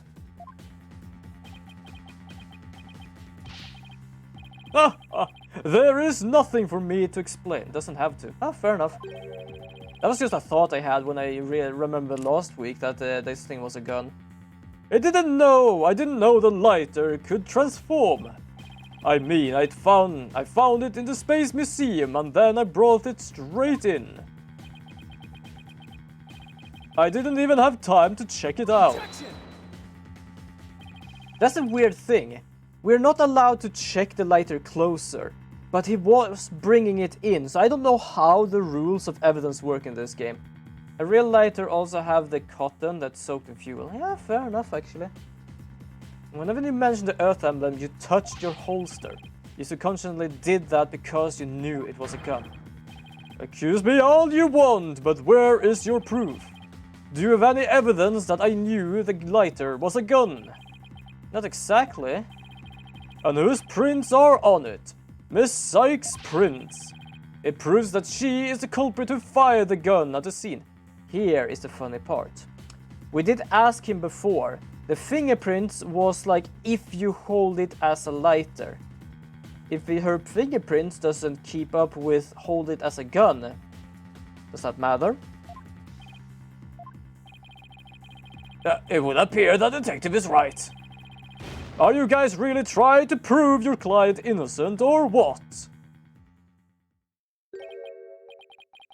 Although it pains me to do this now that we are where we are, I have to make the following assertions coming from the prosecution's side. The person who fired the gun at Director Cosmos in the lounge after the incident. And the person Miss Blackwell saw holding the lighter. And the person who murdered Mr. Terran. And the person who bombed the Space Center. It's apparently something they have done, a lot of things they've done today. Are the defendant Athena Sykes. The prints on the lighter are decisive proof.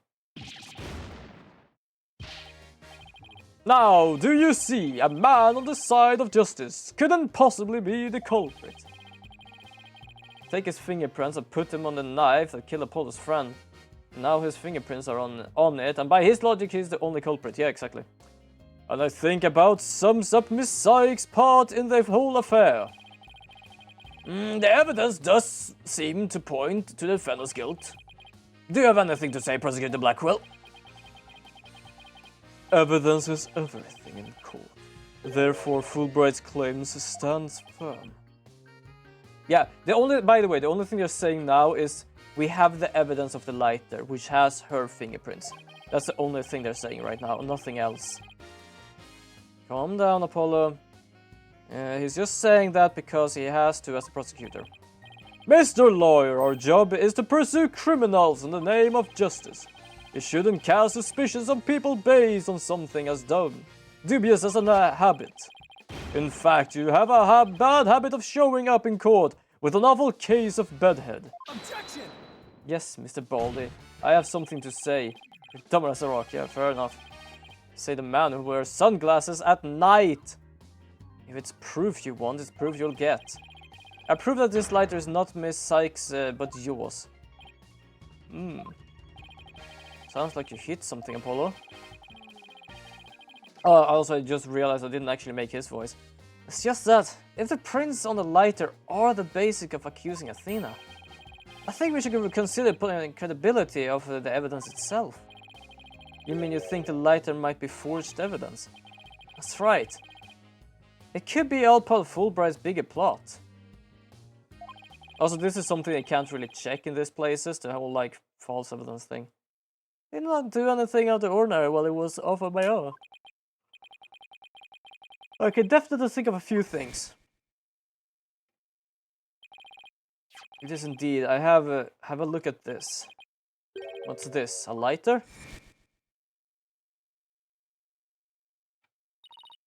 Detective, I'd like to run a comparison on some prints we found on the boarding launch.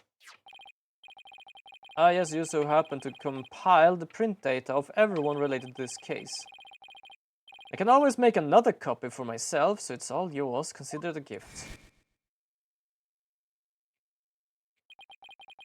If we assume he had been laying a bigger trap for us all along. Also, sorry, but I've just left the stream playing on my laptop, and now I just want to say a few things real quick. No problem at all. There's gotta be something off about this piece of evidence. What's wrong with the lighter as a piece of evidence?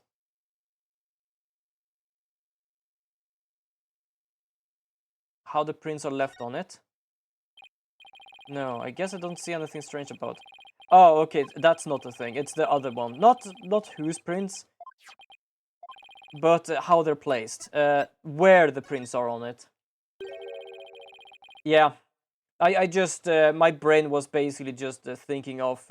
Oh, that's the same thing. No, it was. I was thinking the last option there. One, if Fulbright was the Phantom, then Baku will be defending the person he wanted to catch this whole time. Not really. He has basically agreed to everything we have done. Only said if we need to catch him, we're gonna have to find proofs. He hasn't actually defended him. That's about where the prints would be, but there's gotta be something off about this piece of it. Apparently, it's not the last one either. The owner of the prints. Are they really Athena's fingerprints? They definitely match her print data. But what about the data itself? Detective Fulbright, you were the one who provided us with the lighter and print data. Isn't that correct? The fuck? I also say the same thing now. Wait a second. Did we get false data and no one actually checked it? Yes. What about it? You say Miss Sykes' prints match the print data. But I have to wonder. Was the data you used official? Too, I just noticed that all of the defense in this game, or at least most, is left-handed with how they point. I haven't really realized that. Fair enough. Mr. Wright, are you suggesting that the evidence might have been fabricated? I guess there's only one way to find out. Let's re-examine the prints. Using the official sanctioned print data of the people involved in this case. What? How dare you insult the epitome of justice and integrity? There is no need for such antics. Silence. There is need for such antics. Your Honor, I lend my voice to the defense's request. You must allow the test to be rerun. Very well then, bailiff.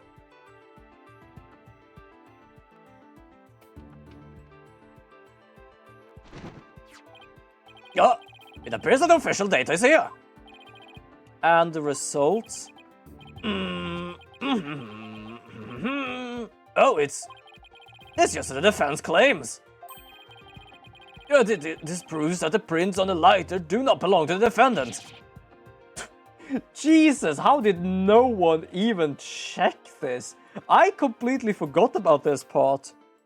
Anthony, I noticed that Fulbright and Blackwell's name is kind of a subversion, and it's like opposite of each other. Ah, fair enough. Yes. The fingerprints actually belongs to the victim, Mr. Clay Terran. That's... I feel like that's even worse in a sense. Mostly because I don't know how that fits in. Those were Clay's fingerprints on the lighter? Ah, I see. Come to think of it. Wasn't it you, Fulbright, who collected the victim's prints? A person removed his glove during the investigation. We had to guess his fingerprints to confirm his identity after all. Oh, so he couldn't get Athena's. But yeah, that's about it. I had to get up to write all that, so I'm gonna go back to bed, my lovely bed. Yeah, have a wonderful rest, and do take care, Gunny. But yeah, so I guess that he didn't have Athena's fingerprints because she wasn't involved. But he could get Terran's fingerprints because he was involved. I falsify it so it looked like it was Athena's. What the fuck? That's such a convoluted and stupid way of doing it. When you look at the deceased fingerprints, you could have easily planted his prints on the lighter with his blood, after which you wiped the blood off his hand. But your own admission, you were also the one who compiled the phony print data. All to put the blame on Miss Sykes. Because that's the thing, Athena was in the museum, but I don't think this guy knew of it. And that's why she was basically, you're the one who could have done it, because you were there. And we have the evidence of it. But I think he only did it for Athena because she was a part of it before or something, I don't know. I don't think he knew she was there.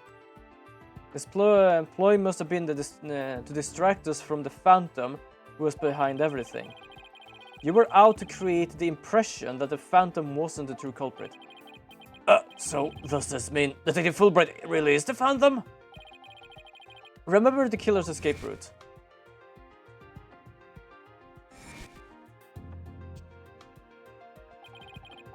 No ordinary person would have been fearless enough to attempt it. Nobody except the Phantom, the man with no emotions, could have done it. Detective Fulbright, you were the only one who could have used that escape route.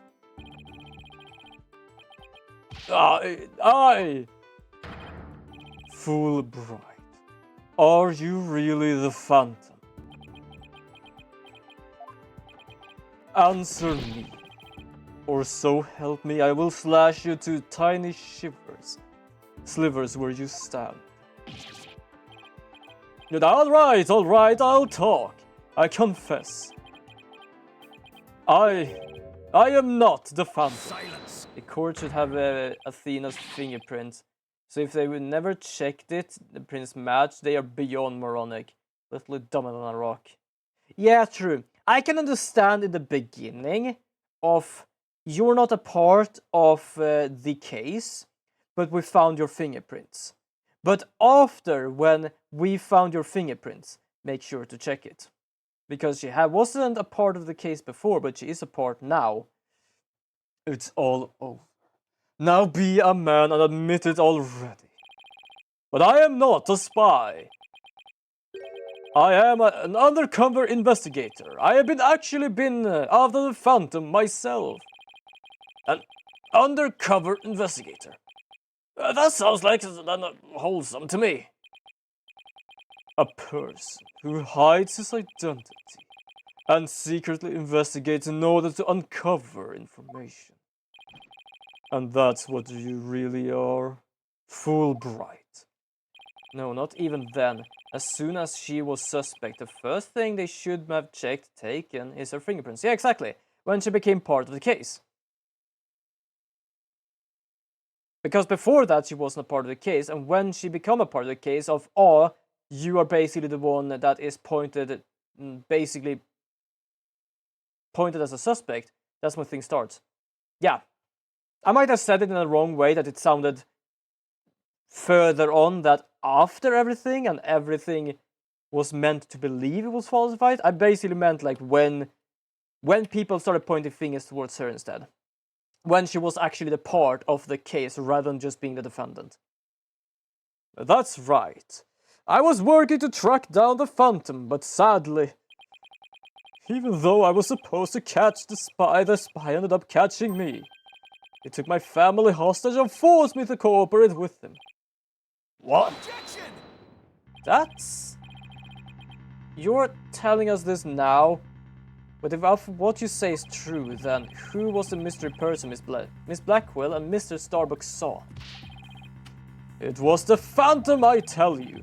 All I did was to help him by having that emergency ladder lowered for him. Objection! I don't believe you. Then how do you explain the fabricated lighter? That was also one of the Phantom's demands. Being the detective in charge of the case, it was easy for me to fabricate evidence. Pinning the crime on Athena Sykes was just another one of the Phantom's orders. And you were expecting me to buy that? Fool. What was the Phantom's ultimate objective? I was told it was to sabotage the rocket launch. Someone who didn't want the launch to happen must have given him the order. Actually, I have to apologize to you too. The Phantom told me to get closer to you. He ordered me to get back that psych profile you had on him. So... we sent a buzzard of his own to tail me this past year, did you? I haven't been a champion of justice. I have just been a pawn of evil. A pawn of the Phantom who stole the moon rock and killed Dr. Sykes 7 years ago.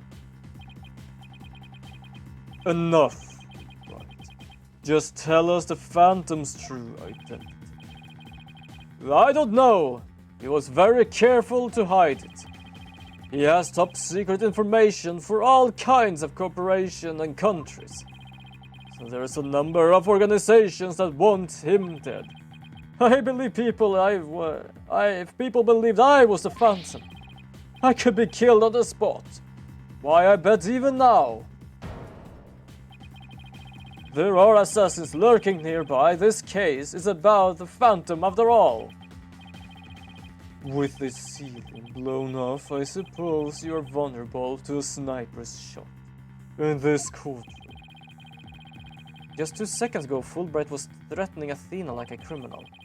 Does he really think he's going to lie his way out of it now? On the surface, everything does seem to make sense. This could be bad, Mr. Wright. If we can't find a flaw in his logic... Mr. Wright, even after we've come all this way, we can't let Fulbright wriggle free now. There. I finally told the truth. Now I hope you see how foolish it was to think I was the Phantom. Oh, his eyes changed. You're an intelligent man, Prosecutor Blackwell. You believe me, right?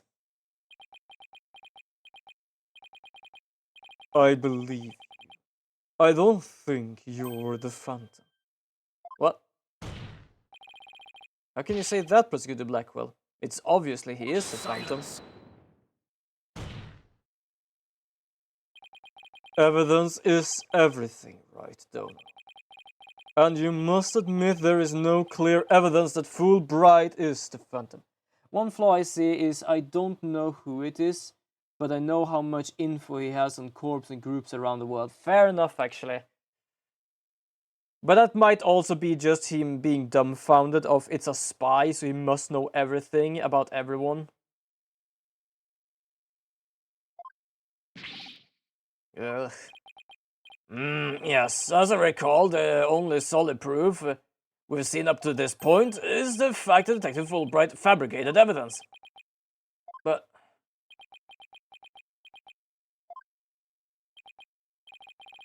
I've known Fulbright here for a year now, and all this time he has been quite intent on rehabilitating me.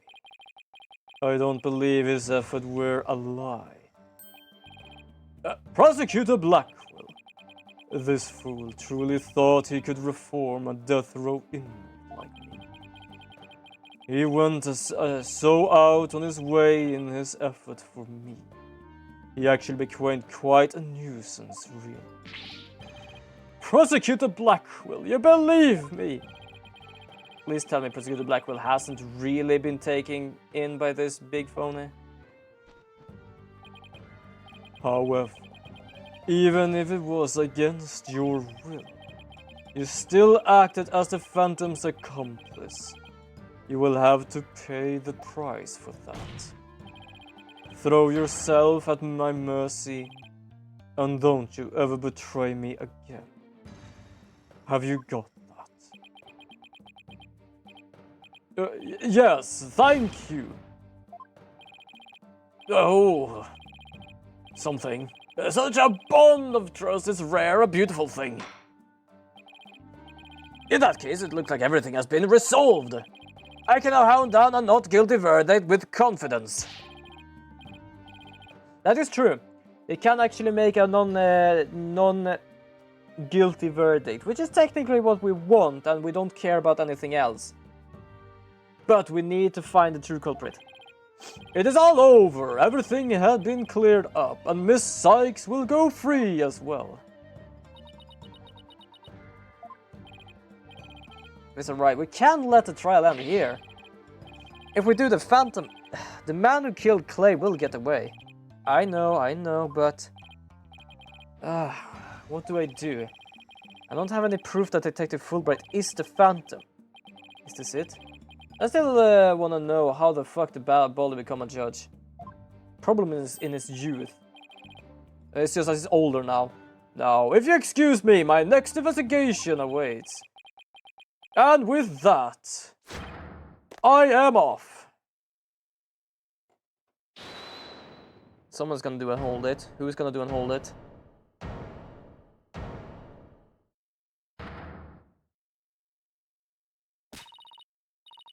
The defense? No, wait. No, not the defense. The defendant feels it's not time for a verdict yet, and I would like to see this trial continue. What? I was just about to declare your innocence of all charges. He was probably still as dumb in his youth, so still makes me wonder how he became one. Fair enough. It just doesn't feel right to be standing here. Hey, Apollo! Think you can scooch over?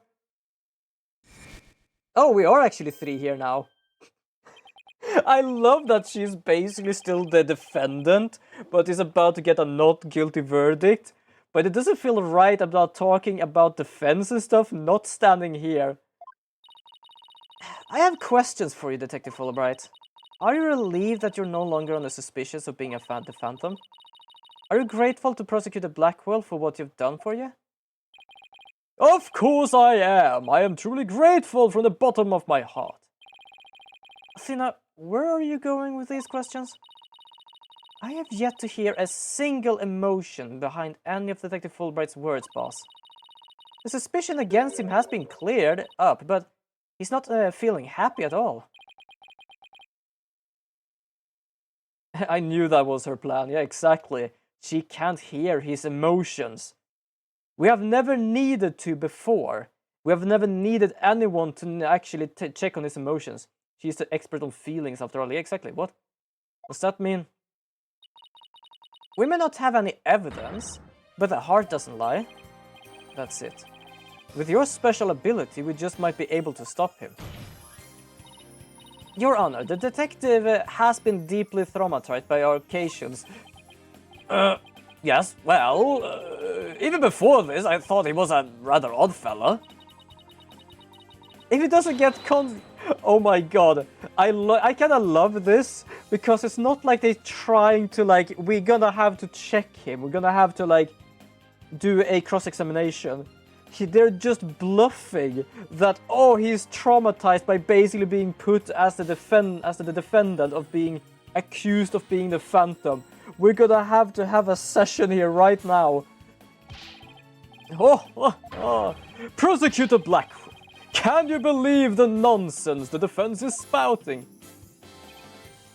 I think this also was his plan, because he made actually the detective feel overwhelmed with feelings of him trusting him. Fulbright, I think you better have that counseling. Not you too. You've been making batty remarks ever since you were accused of being the Phantom. Such as you're an undercover investigator and your family has been taken hostage. I fear you might have finally lost it. But I thought you believed in me. How you amuse me so. What's going on here? That was excellent bit of psychological manipulation just now, Simon. I knew you would catch on, Athena. Huh? Mind filling me in on this? I guess we left you out in the dust, huh, Mr. Wright? Simon's only pretending to believe in Detective Fulbright. Because he knew I'd notice if it was lack of emotions like joy or relief in his response. So he gave me the chance to take a listen. And I did to the voice of Detective Fulbright's heart. What? You two were working in cahoots just now. Come now, Athena. Show us what's inside Fulbright's heart. You got it. Time to check the instant replay. Widget mon ami, let's do this.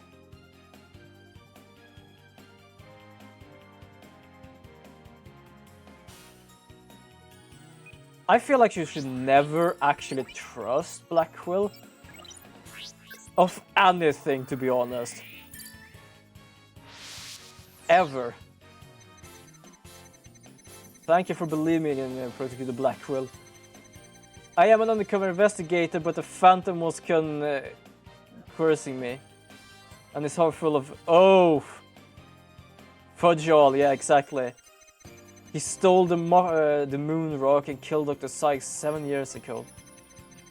I'm a bad person for cooperating with such a man. But it took my family... Yeah, there is nothing.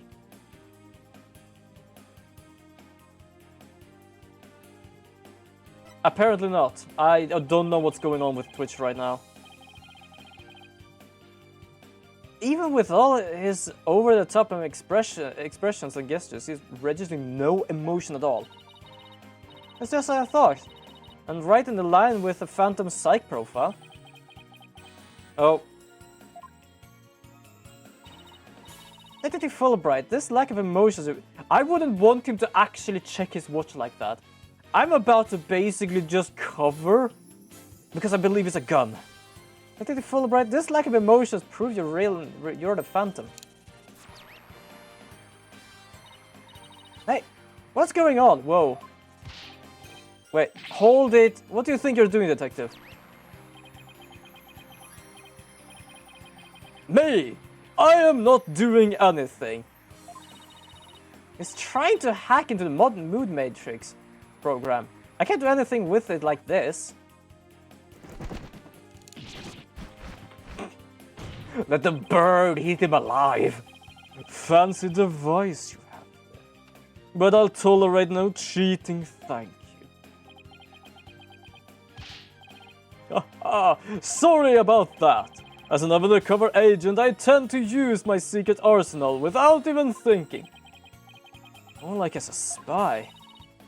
Thanks, Prosecutor Blackquill. There. Now that you can't hack me anymore, I dare you to try to hide your lack of emotions from us. Lack of emotions? What are you talking about? Of course I have feelings! As a matter of fact, you wounded me very deeply with that accusation. Checking the widget. Nope, nothing. What's going on? All of a sudden I'm getting an overwhelming happiness reading. Huh? But it's literally crying as a river over there. Oh, oops! My mistake! How about this? He's trying to fake his emotions, but he doesn't know which one to do. Yikes, now he's angry all of a sudden. What is he trying to pull? Like as not, it would appear our friend is not completely without emotions. It's just as it says in Dr. Sykes' profile of the Phantom. The subject has a unique psychological makeup with almost no emotional fluctuation. Oh, I get it. He has some emotions, right? Precisely. Which leads me to wonder why you can't sense any emotions from it at all. I believe it's most likely because he is controlling his emotions.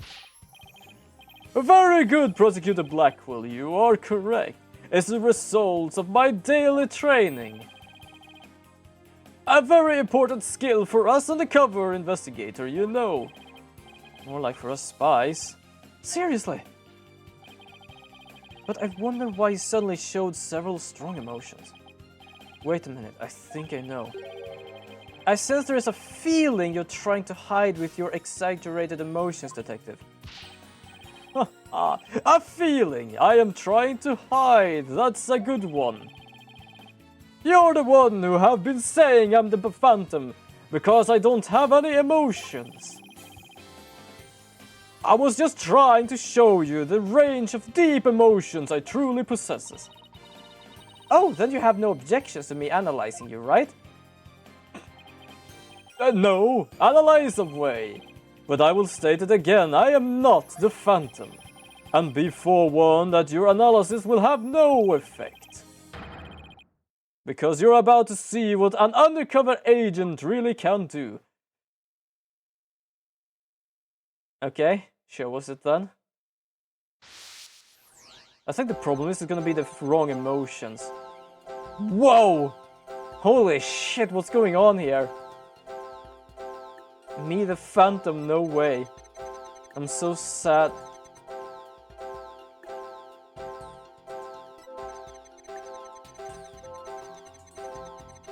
Oh wait, look at this. Okay, look at this. There is always shock. No, it's not always shock. Hold on. This one doesn't have anything. As you see, everything either appears or disappears here. It's full psychopath. I think they are the ones who actually are the ones who control their emotions, probably. But yeah, basically here, everything disappears and appears. Here's... everything disappears and appears. Except anger. No, anger disappears as well. But here, look at sadness. There's always sadness in this one.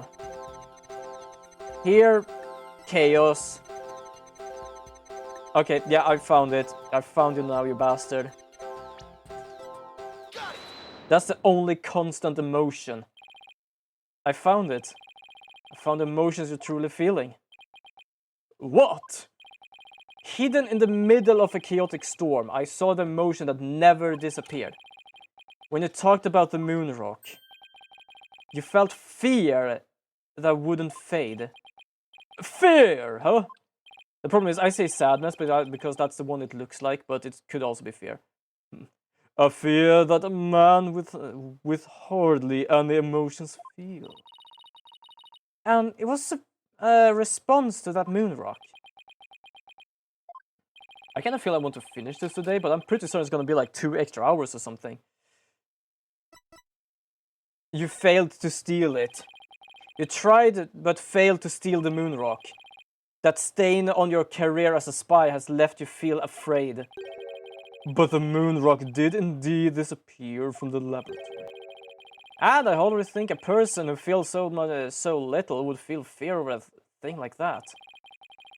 don't everyone jump on a Phoenix hype train all at once?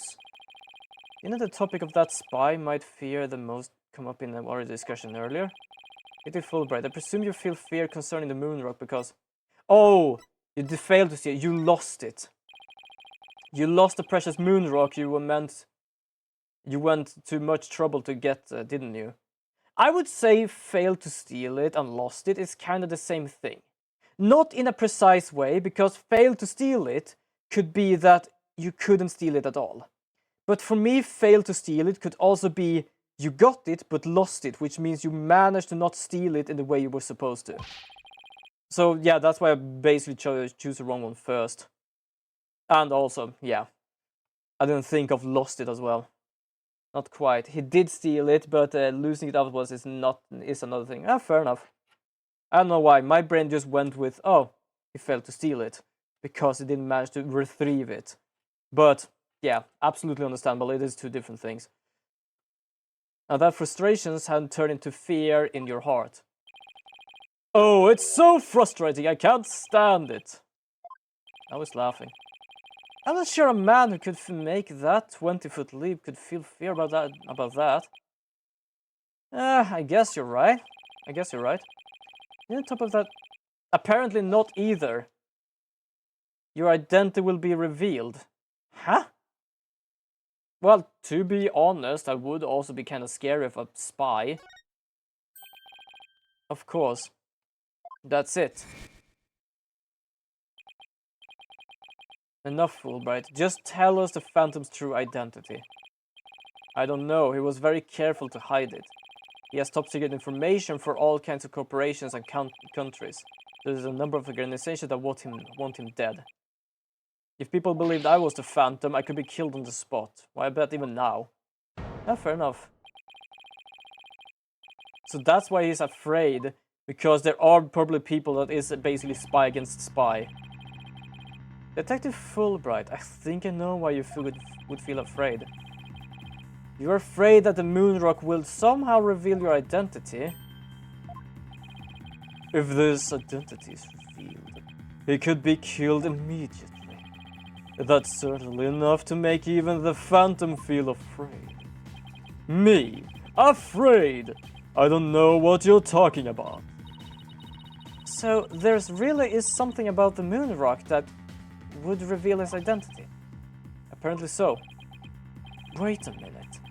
Maybe the Phantom didn't so much steal the moon rock, but more like he had to take it with him. And now he admits that he would never be afraid. Fair enough. Because there was something on it that would reveal his true identity.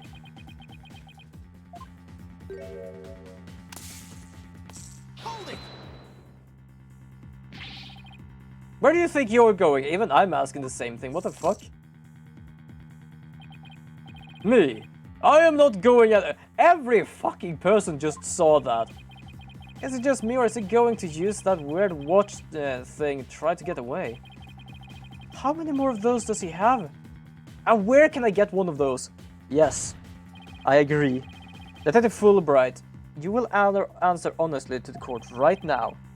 Why do you feel fear in connection with the moon rock?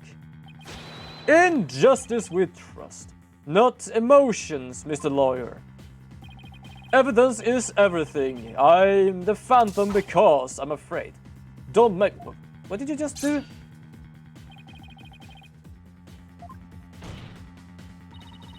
But all human beings have hearts and experience emotions.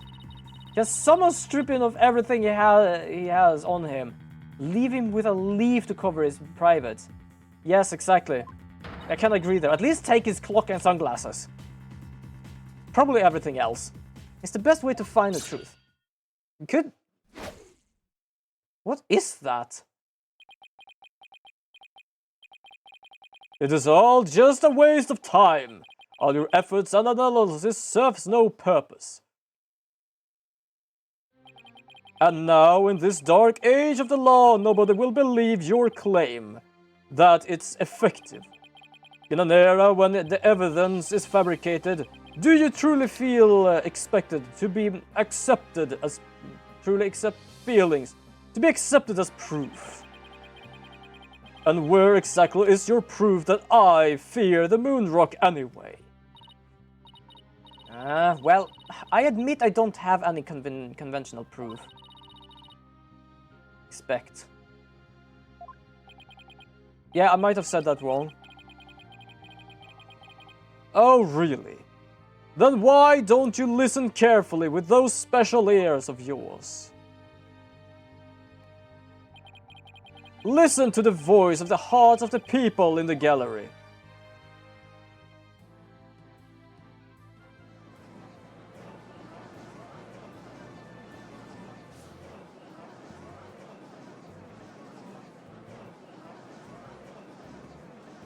Yeah, you were fumbling on it so much, I got concerned.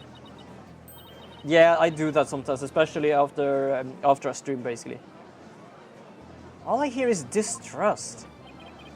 As you can see, the people are on my side, because all they see is a strange little girl using a weird little machine.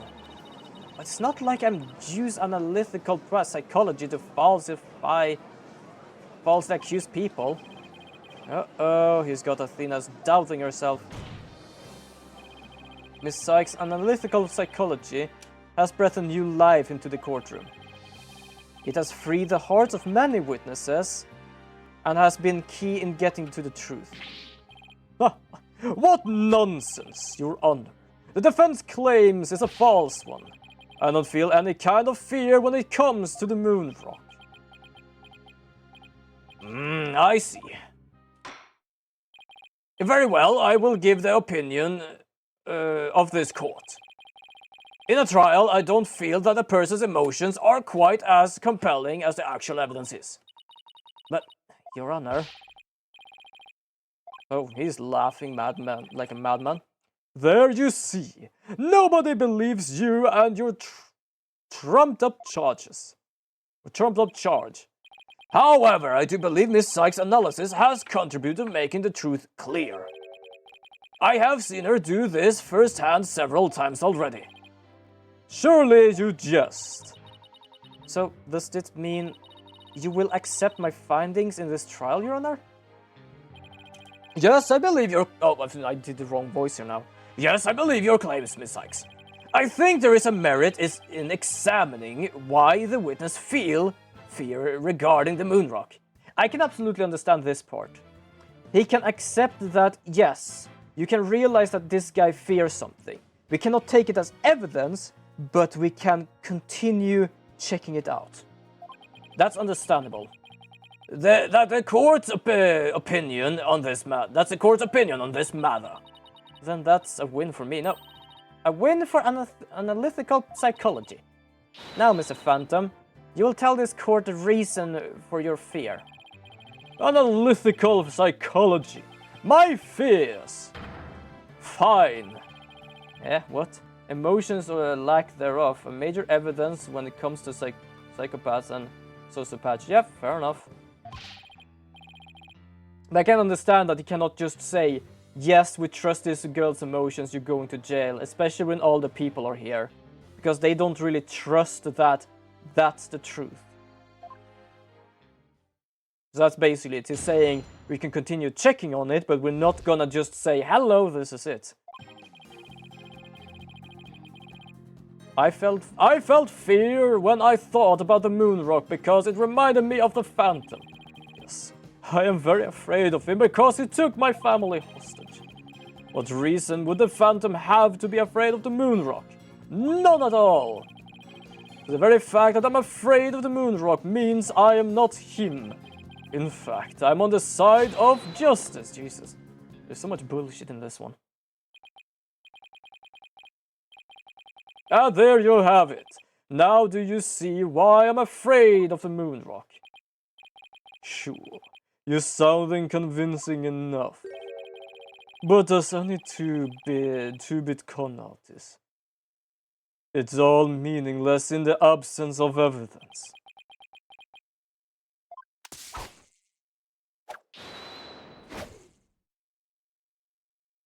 Yeah, that's not gonna work on him. The Phantom is like the mist. No flesh, no bones. My sword alone cannot cut it. Right, Dodo.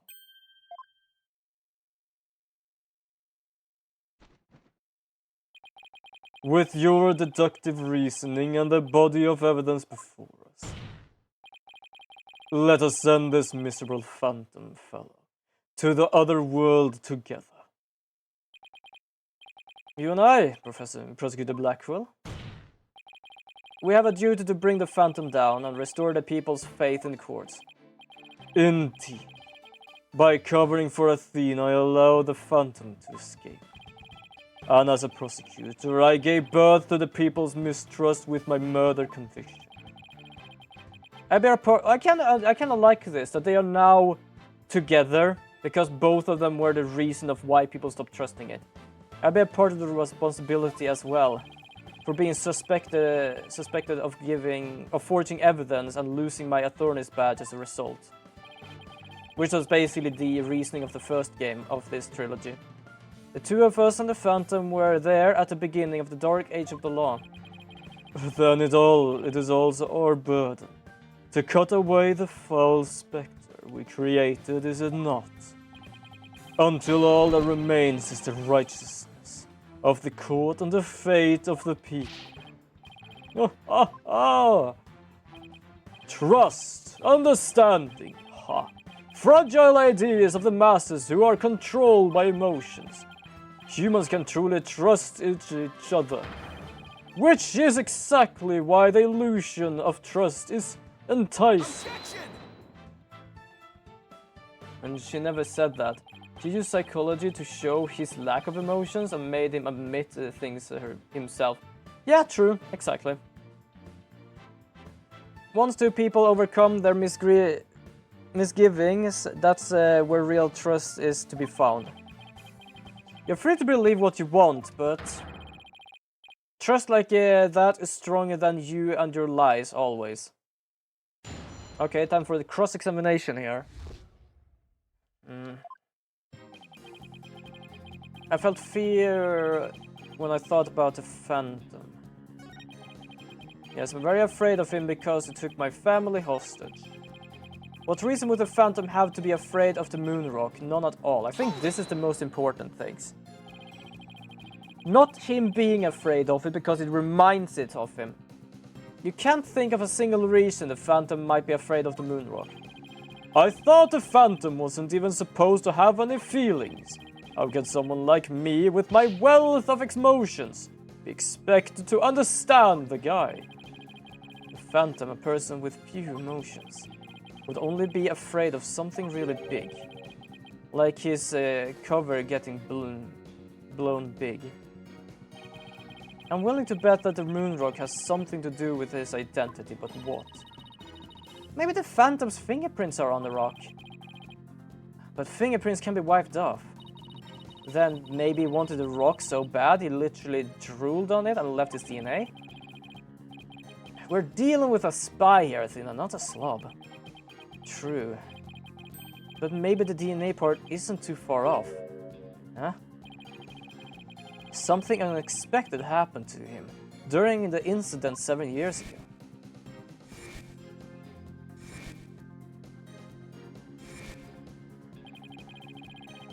I just know it has something to do that can show why the Phantom is afraid of the moon rock. I'll just continue with my testimony while you're pondering then, if you don't mind. Okay, so it probably is the one. It's just that I need to find something.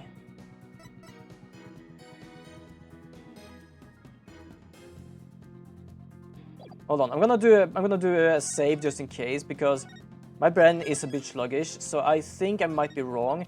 But I think what he's talking about is basically blood. Because he tried to steal the moon rock, and Athena came in and actually stabbed him. No, he might not even wanted to steal the moon rock. I think it might have just been that it was blood on it because of the stab. Objection! Detective Fulbright, I assume you know what this is? Oh, of course! That's the knife the Phantom used to kill Clay Terran. That's right. And it's exactly the same type of knife Miss Sykes used 7 years ago when she stabbed the Phantom's hand. Yes, that was discussed earlier, as I recall. He dodged at first, so I only got his clothes. But I tried again. And this time you got him, didn't you? I did. I remember it clearly now. The knife went into the back of his hand.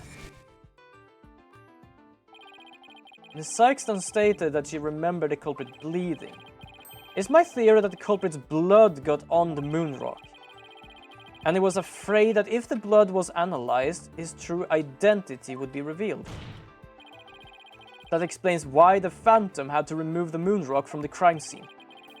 You mean he ran the analysis? If we ran the analysis now, we'd know who the Phantom is. I suppose so. But unfortunately, the moon rock in question is missing. That may be so, but I'm certain I can explain what happened to it in great detail. You can? Of course. No, I can. Speak for yourself. I know exactly where it was. You don't actually expect us to believe that, do you?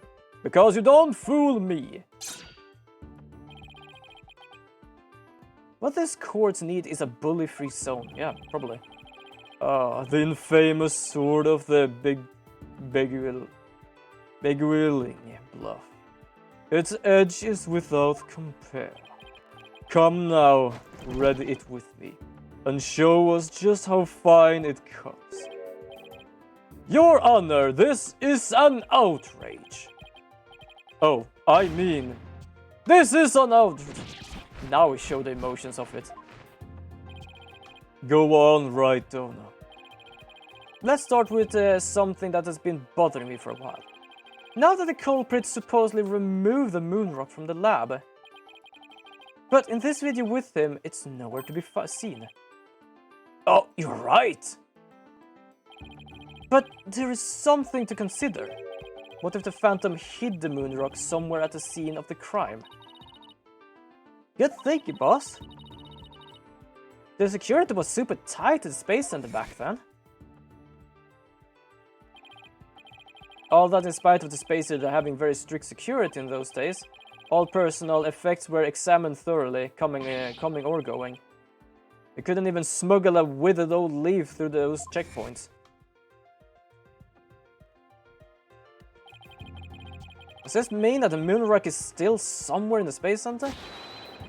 In the name of justice, I proclaim that's impossible. And why is that?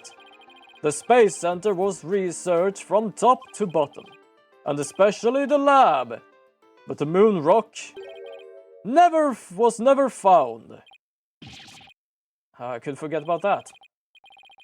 A sad but true fact. We still haven't a grasp of how it was done. But the Phantom made the moon rock vanish into the ether. There's no way it's just disappeared. Logic and evidence tells us otherwise. We already have evidence of it.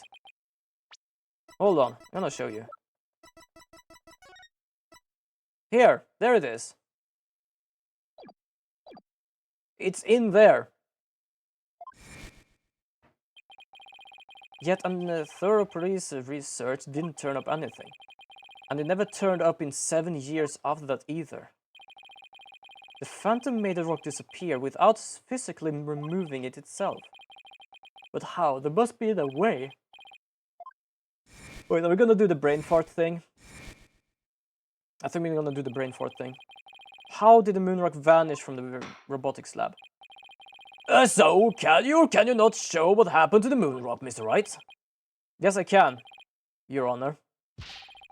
What? Whoops, sorry, I mean... What? Jesus. Even the judge is like, the fuck is going on with you, mate? In that case, let's have your answer, Mr. Wright. How did the Phantom make the moon rock disappear from the crime scene? The capsule. Take that! Because it was bombed. That's the Hope capsule, right? The one that went up with a Hat 1 rocket. He couldn't carry the rock out, but he couldn't leave it in the space center to be found either. So there's only one safe place to stash it. The Hope capsule that was there in the lab that day. Yes, and the team must have loaded into the Hope space probe eventually. But if that's what happened, then the moon rock would have been launched up into space with a rocket. Yes, basically for 7 years. Preposterous. It would mean that for these past 7 years the moon rock was Up in space, because it basically came down just some day before the incident in the space center. Exactly. The Phantom got rid of the moon rock in the most cosmic way he knew.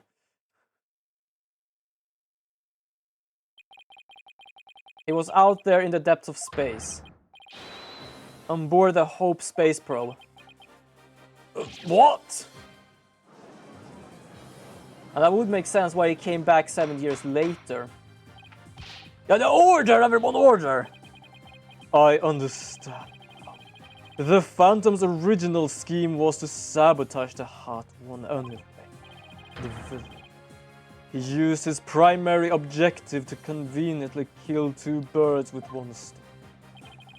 That's right. He planned for the moon rock to be turned into cosmic dust into space, thereby destroying the one piece of evidence that could reveal his true identity. But Mrs. Starbuck and the others foiled Phantom's plot. The Hope space probe sailed off safely on this mission and returned 7 years later, with the capsule in tow. If we analyze the blood on the moon rock, it could make one thing crystal clear: that you were the Phantom all along, Detective Fulbright. So he killed Clay just so he could get the moon rock back. I believe so. So his original assignment was to have been just to sabotage the Hat 2, but at the same time he also had to retrieve the evidence of his crime 7 years ago. That's why he went to the boarding launch and attacked Clay as he made his escape out of the rock with the capsule.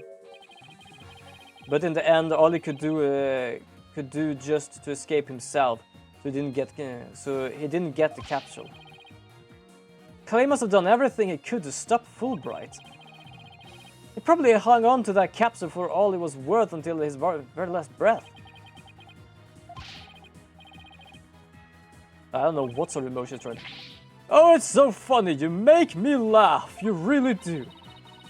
Oh boy, he's totally out of whack now. It's game over for you, Detective Fulbright. Why don't you just admit it all now? Simply because he could technically say the thing blew up. There is nothing to admit. I am Bobby Fulbright, undercover investigator, I tell you. I am not the Phantom. The blood on the rock is just another one of his schemes, a trap. No, I'm not sure what to think. I suppose if the Phantom is a spy worth his salt, a trap is not out of the question. But in that case, you could say anything is a trap. That's what makes a trap a trap.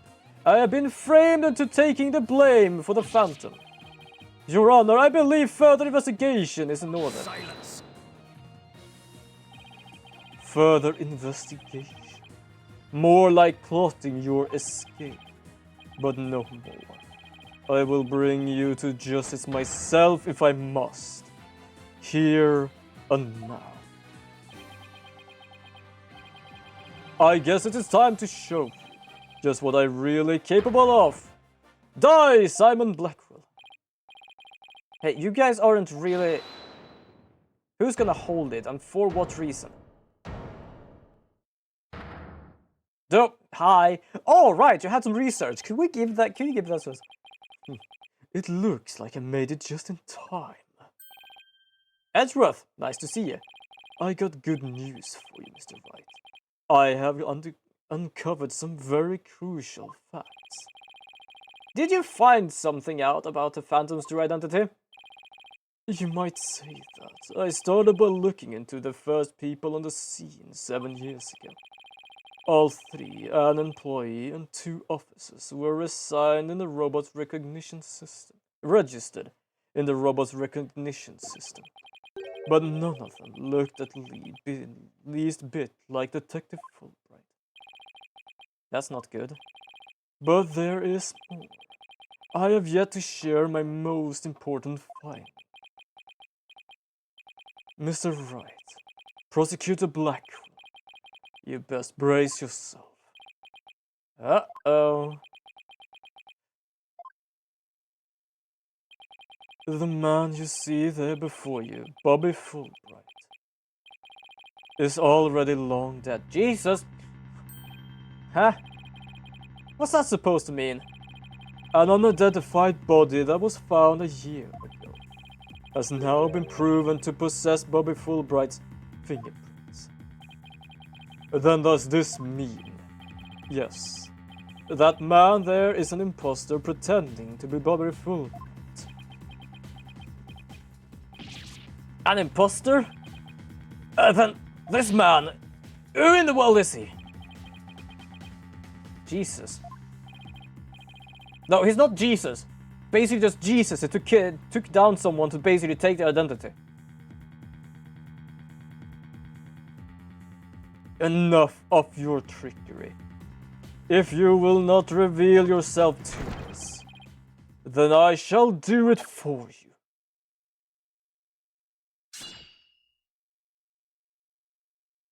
Oh. What the? His face! Oh, look what you did to my mask. Mask? What is the meaning of this, witness? I love this part, just because of, if you remember many of the cases, people just freak out. We're about to see his freak out session.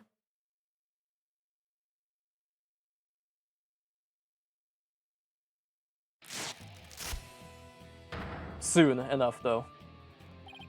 Wait, that's... Hey Apollo, it's me, Solomon Starbuck. Mr. Starbuck? That can't be right. You can't really be the Phantom, can you? Of course not. The real Starbuck was aboard the Hat 1, which was set to be destroyed.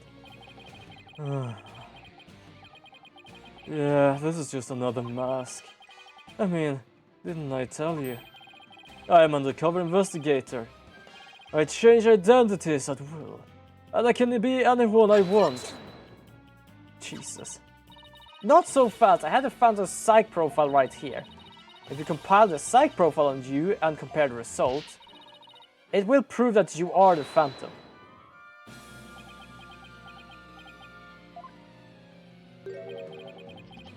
It's time for you to meaning of the phrase, the end justify the means. That voice, those words. Oh dear Lord. I don't remember his voice. I cannot accept such evidence here, Miss Sykes. I think it was something like this. Professor Mask? I'll make what I buy. Fuck, I forgot his voice completely. I'll take that I want, by any means necessary. Now give me that evidence. Oh, he snatched it. Huh?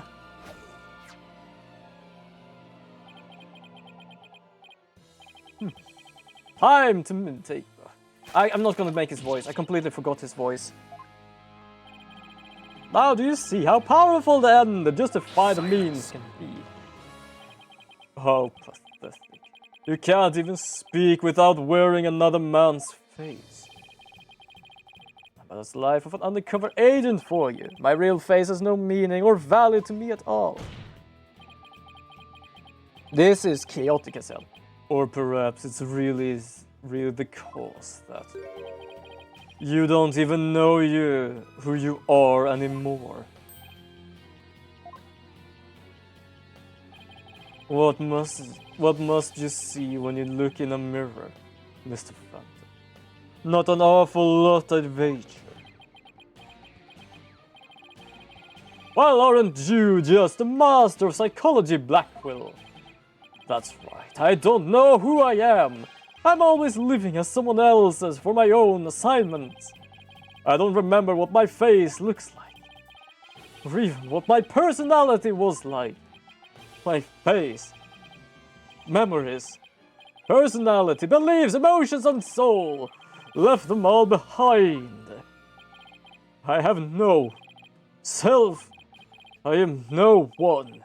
I am nothing but an endless abyss. What's with this guy? Is he even still human? Now we'll see with your lesson, Professor Wright. Or something. I believe you made this assessment earlier. If you were to analyze the blood on the moon rock, you could prove that I am the Phantom. I forgot the stone guy's voice.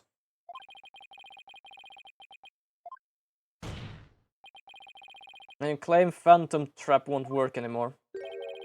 Then why don't you bring us this moon rock in? Decisive evidence from the Hope Capsule. I think I will just do that. Get ready, because the Hope Capsule is about to seal your... Fuck. Yeah, it blew up. It was a courtroom bombing from the other day. The capsule was there in the courtroom as evidence and was blown to smithereens.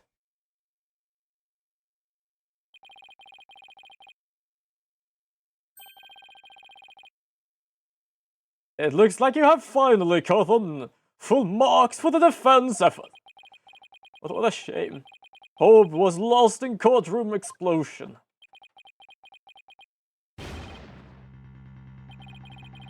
So that's the real reason that courtroom was blown up. It was all for the Phantom to destroy that one piece of evidence. I can't believe it. Have we really reached a dead end after coming all this way? All this way. For some reason, I still kept the voice. Has the only evidence we have on this guy really been destroyed? Was busy doing a raid, but for how surprised I was about Not So Bright actually being dead, 1 out of 10.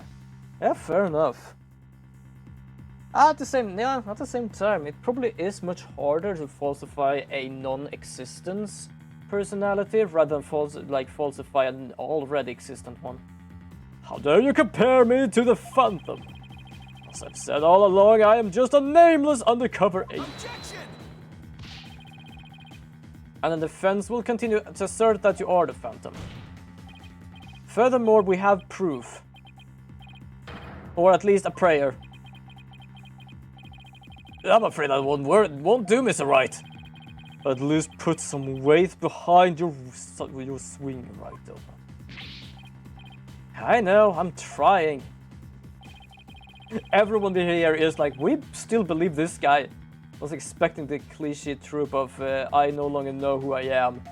Oh, it's gonna go worse than that, to be honest. But that was blown to bits in the courtroom bombing. And yet, is there really gone without a trace? What if some tiny part, some little fragments still exist? Yes, and you can see the stolen moon rock there too. That strange black and yellow thing in the left side of the picture. Very well, Mr. Wright, let's see your proof.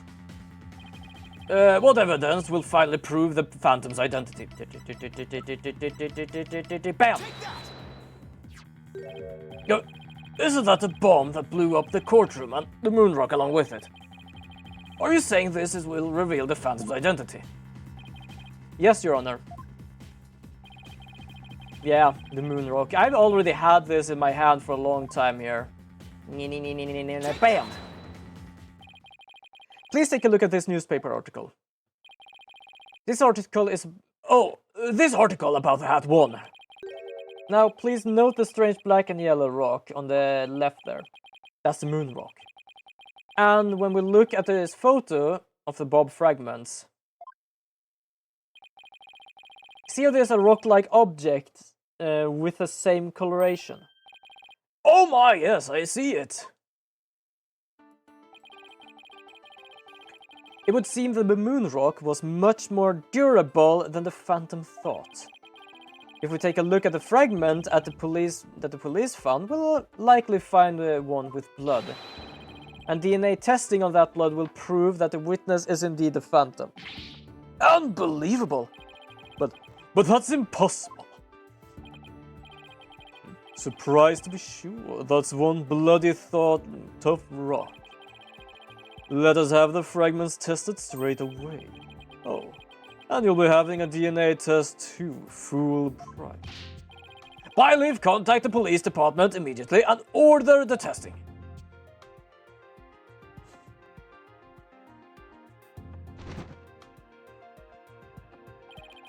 Prosecutor Blackwell, what do the test results show? There was a rock fragment that had blood on it, that appeared to be several years old. DNA testing revealed.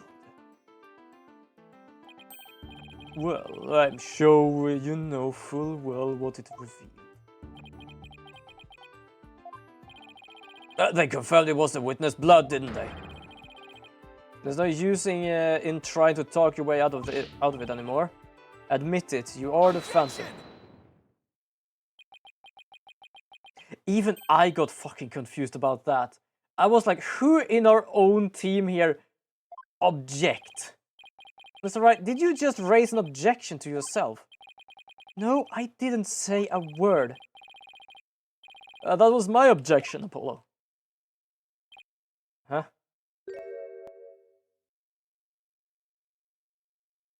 This guy's worse than a parrot.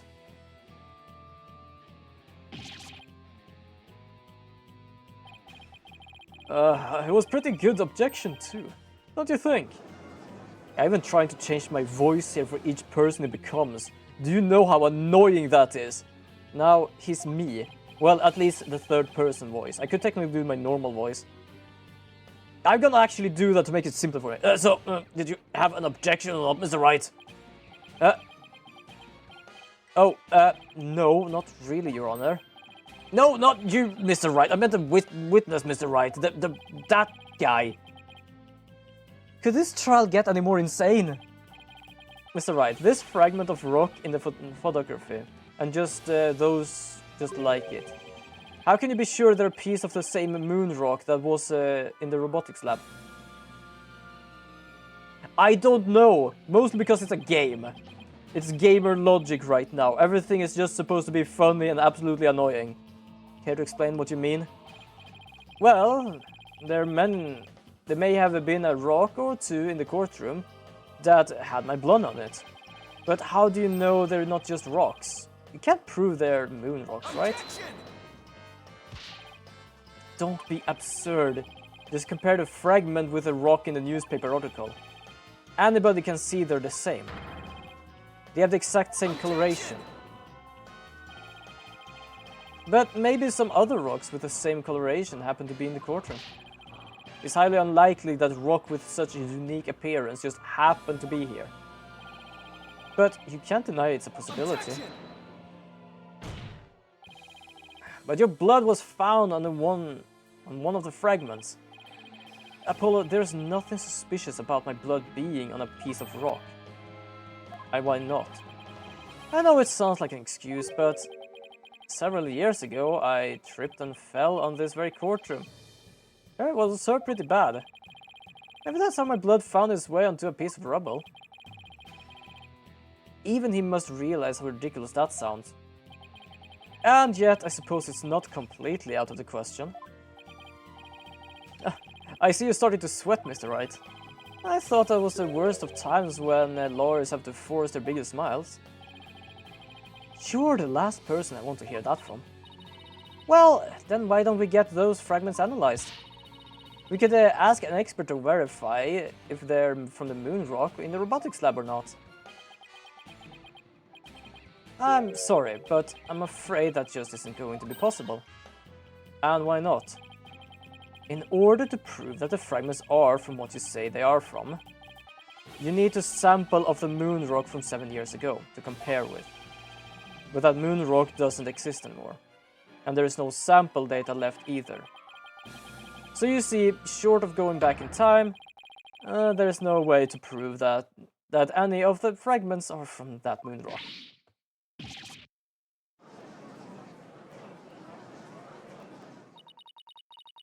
There's really no way to prove it. Are you really finally ready to throw in the towel? Objection! Okay, which one was it now?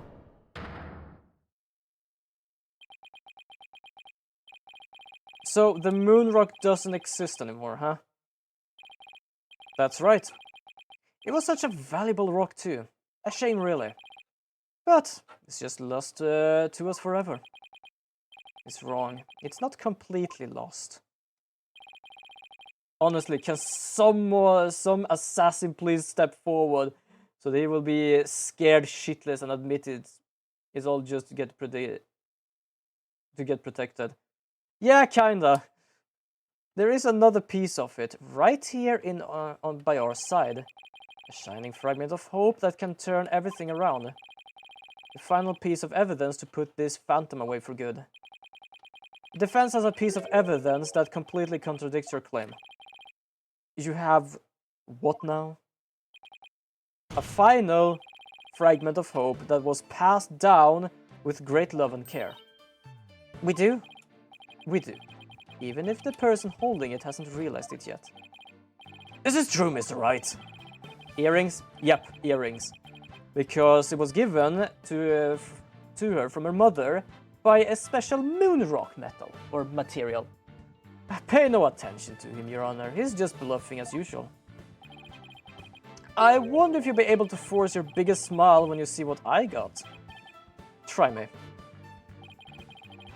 The piece of evidence that shows the original moon rock isn't completely lost this time. An earring Dr. Sykes gave Athena. The stone was cut from a real moon rock that was being used for research.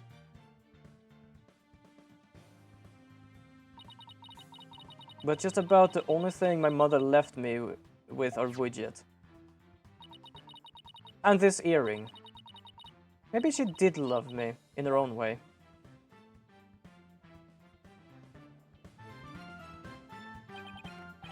Athena, you may not know it, but your mother left you with a very important piece of evidence.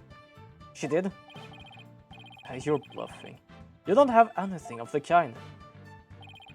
Oh, but we do. Evidence will finally corner you. Because we have a moon rock of our own. Yeah! Oh, now she realized. You mean... Exactly. A gift Dr. Sykes left her daughter. An item Athena has cherished and worn all these years. I was about to say sworn to wear all these years. As distant as Dr. Sykes may have seemed to her daughter, that fragment of her love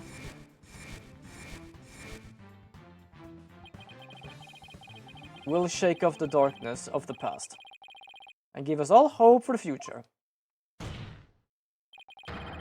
This is the defense sample of the moon rock. That's your sample. This earring that Miss Sykes always wears was made from that original moon rock.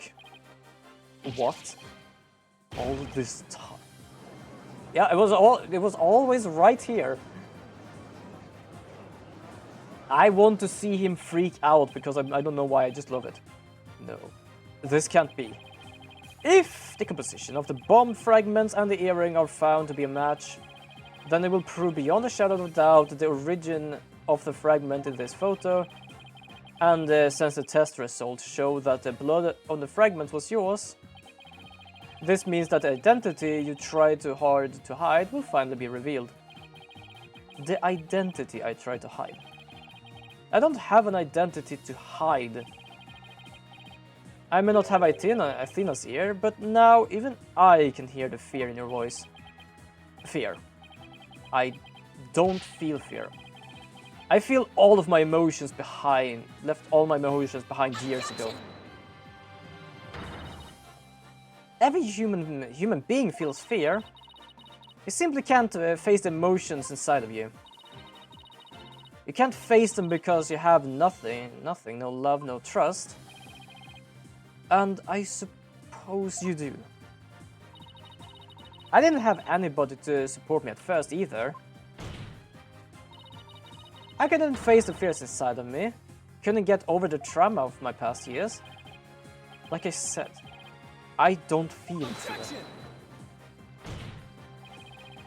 Then you're just a coward of running away from yourself. Oh, now I'm supposed to make another voice. When I had my doubts about Mrs. Sykes, I felt like I would collapse under the weight. But I wanted to trust her. And I knew I could trust Mr. Wright to uncover the truth. That's why I was able to face my suspicions without hesitation. Running away. From myself. How can I run away from myself? When there's nothing inside. Nothing at all. I know it's hard for someone as unwilling to trust others as you to understand. People have emotions. It's just a fact of life, and so people can be weak at times. But that's exactly why people need to trust one another. So they can gain the strength to face themselves when things are at their bleakest. Without trust in others, how can you ever hope to face your fears?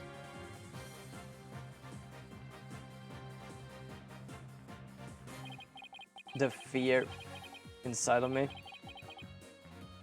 Is this? No. Oh, he's freaking out. Now we have the moment. I'm afraid. I am scared. I feel fear. Can't outrun yourself, Jesus. How did you manage to basically go from I can control my emotions to basically just manage to find that little glimpse and realize, oh fuck. I feel no fear. Put him in front of the alien mother from the alien movies and see what happened. Yeah, true enough, actually. I fucking shit myself from that.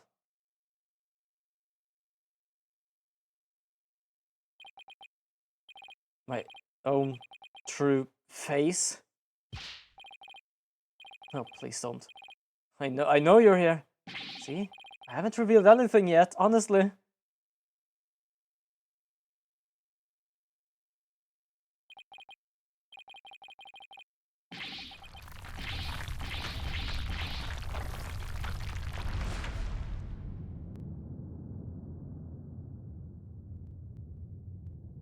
I don't know why they make it so weirdly dramatic. So it's not only that he feels fear, he don't know who the hell he is. He don't know his own... He has been in someone else's shoes for so long. He actually don't know who he is. He don't even remember his own face. That actually must be kinda scary.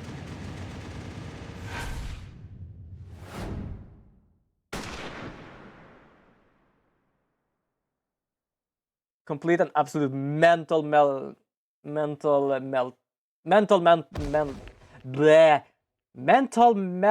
Jesus.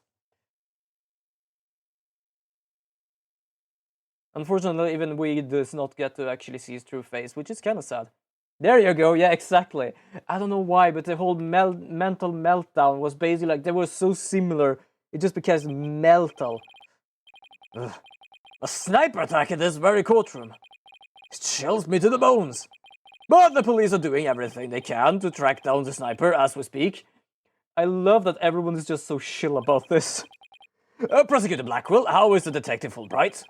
I mean, is imposter doing? He's a lucky fella. The bullet didn't hit any vital organs.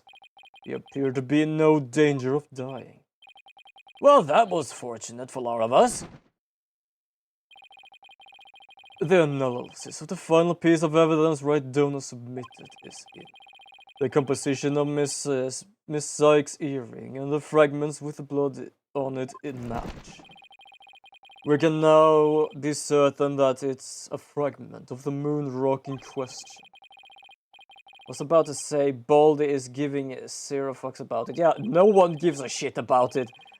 Probably because he survived the bombing of the courtroom number 4. And all of his other crimes as numbers as the stars. Under suspicion of all these things, the spy known as the Phantom has been incarcerated. The prosecution's office is now responsible for his well-being. There are still a myriad of things we wish him to tell us about after all. Yeah, for example, who do you work for, what do you know, and all that kind of thing. So yeah, he's gonna be saved from the sniper, but he is not gonna get out. Oh, thank you, Prosecutor Blackwell. Well, it's time to finally bring this trial to an end. But before I do, will the defendant please return to the proper place? Yes, Your Honor. I love he has actually accepted it, because in the sense of, I am gonna work as an attorney, so can I please stand here? But I'm not gonna give you the not guilty verdict while you're standing there. You're gonna have to stand on your proper place. Now then, this court finds the defendant, Athena Sykes.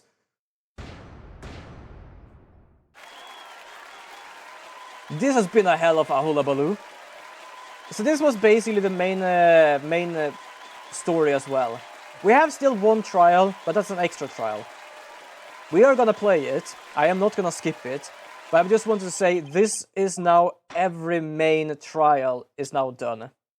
We have no other main trial. This was it.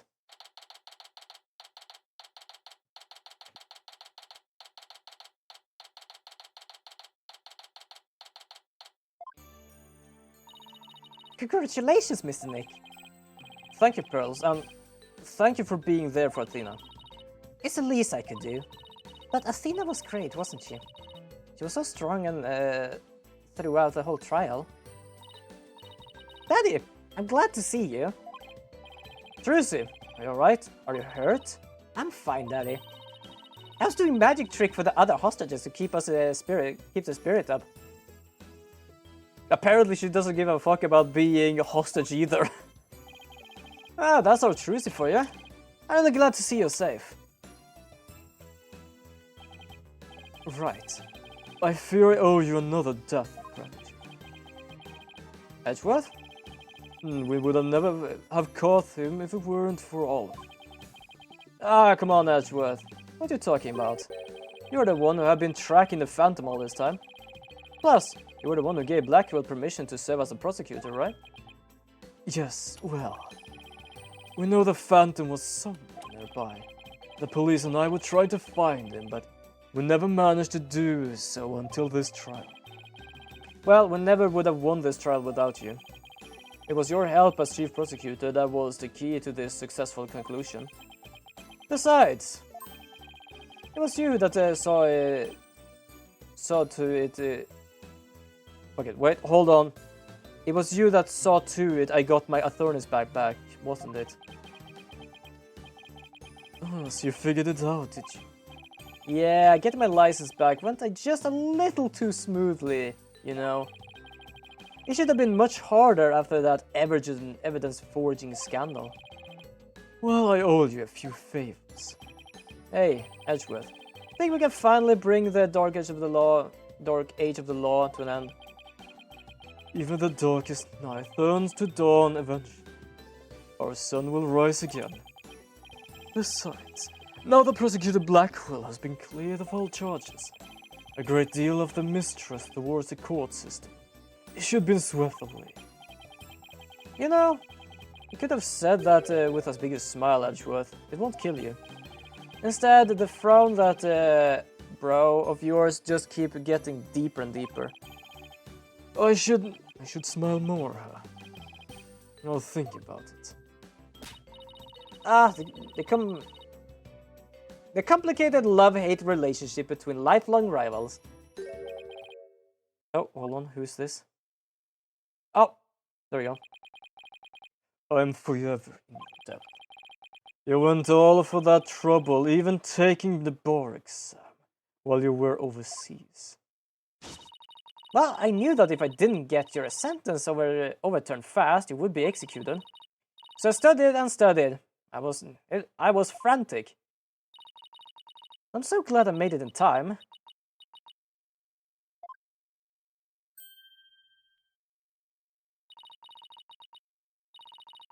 This is really a happy moment, to be honest. Just barely, but I still made it. That's a girl, Athena. Just go see you. It's good to see you finally let your tears out. Yes, I survived by the skin of my teeth, thank you. Shame on you, Simon, for trying to throw your life away like that.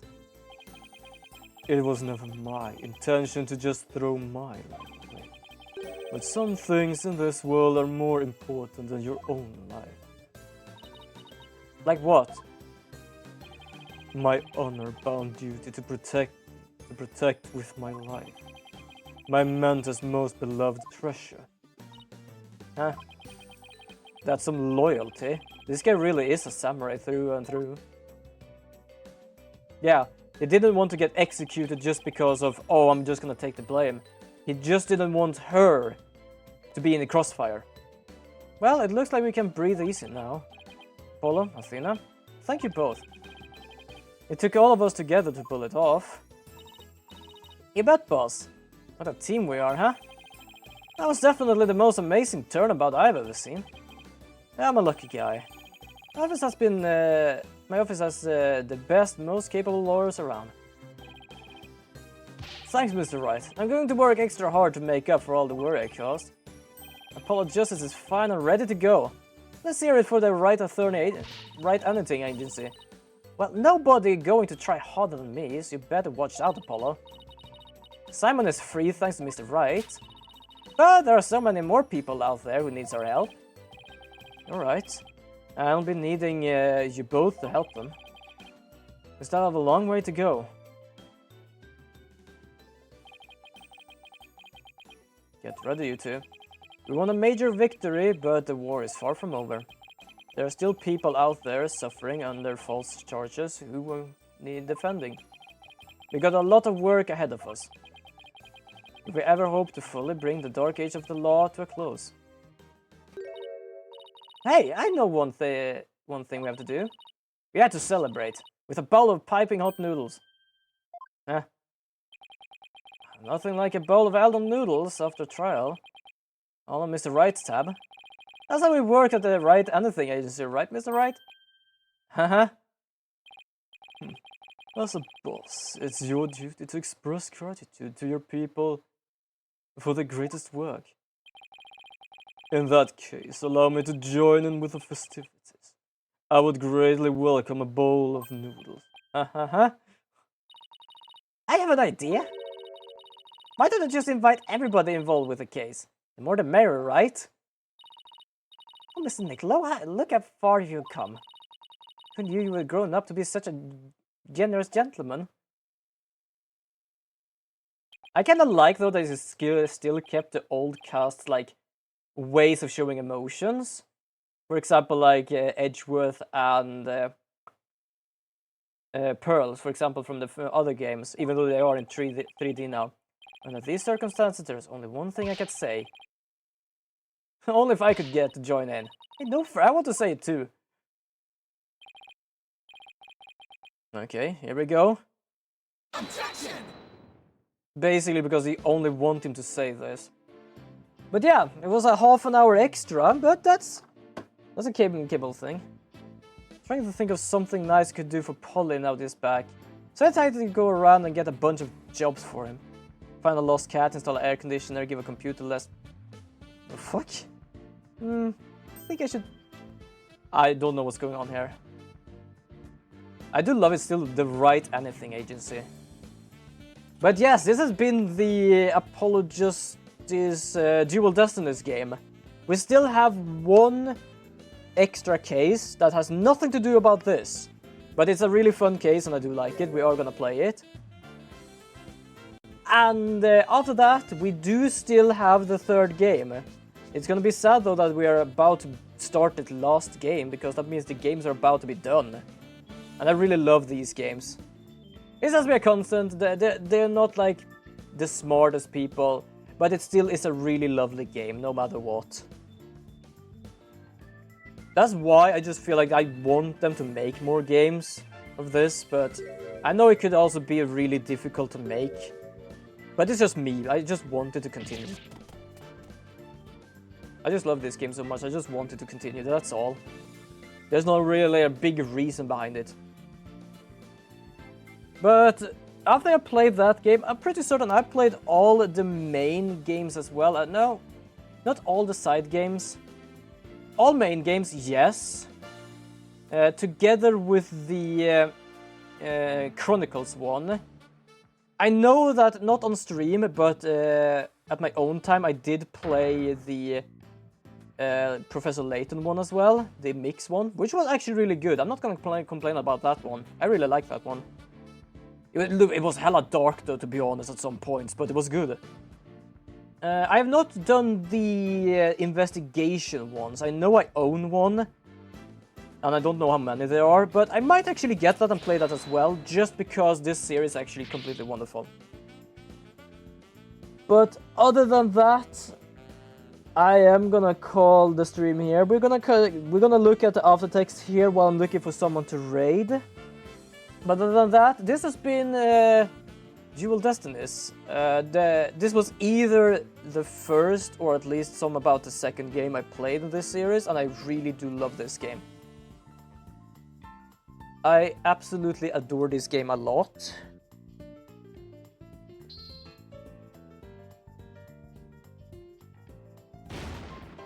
And to be honest, I'm really happy going back with this game. But yeah, I'm just gonna see if I can find someone to raid. We do have Lucy, who is playing Elden Ring. No, you know what? Lilith. Lilith Knox is someone I played the VR chat with, together with some other people. I've not been able to play VR chat for a long time now, because I live at home, and most of the times I do this is basically 1 to like 4 in the morning and stuff like that. So yeah, it's kind of been difficult to do this too much. But yeah, I'm gonna actually raid Lilith Knox. How long have I been streaming, just to check? Oh, 39 minutes. Wonderful. So we're gonna do this. We're gonna do Lilith Knox. There we go. They're playing Cult of the Lamb.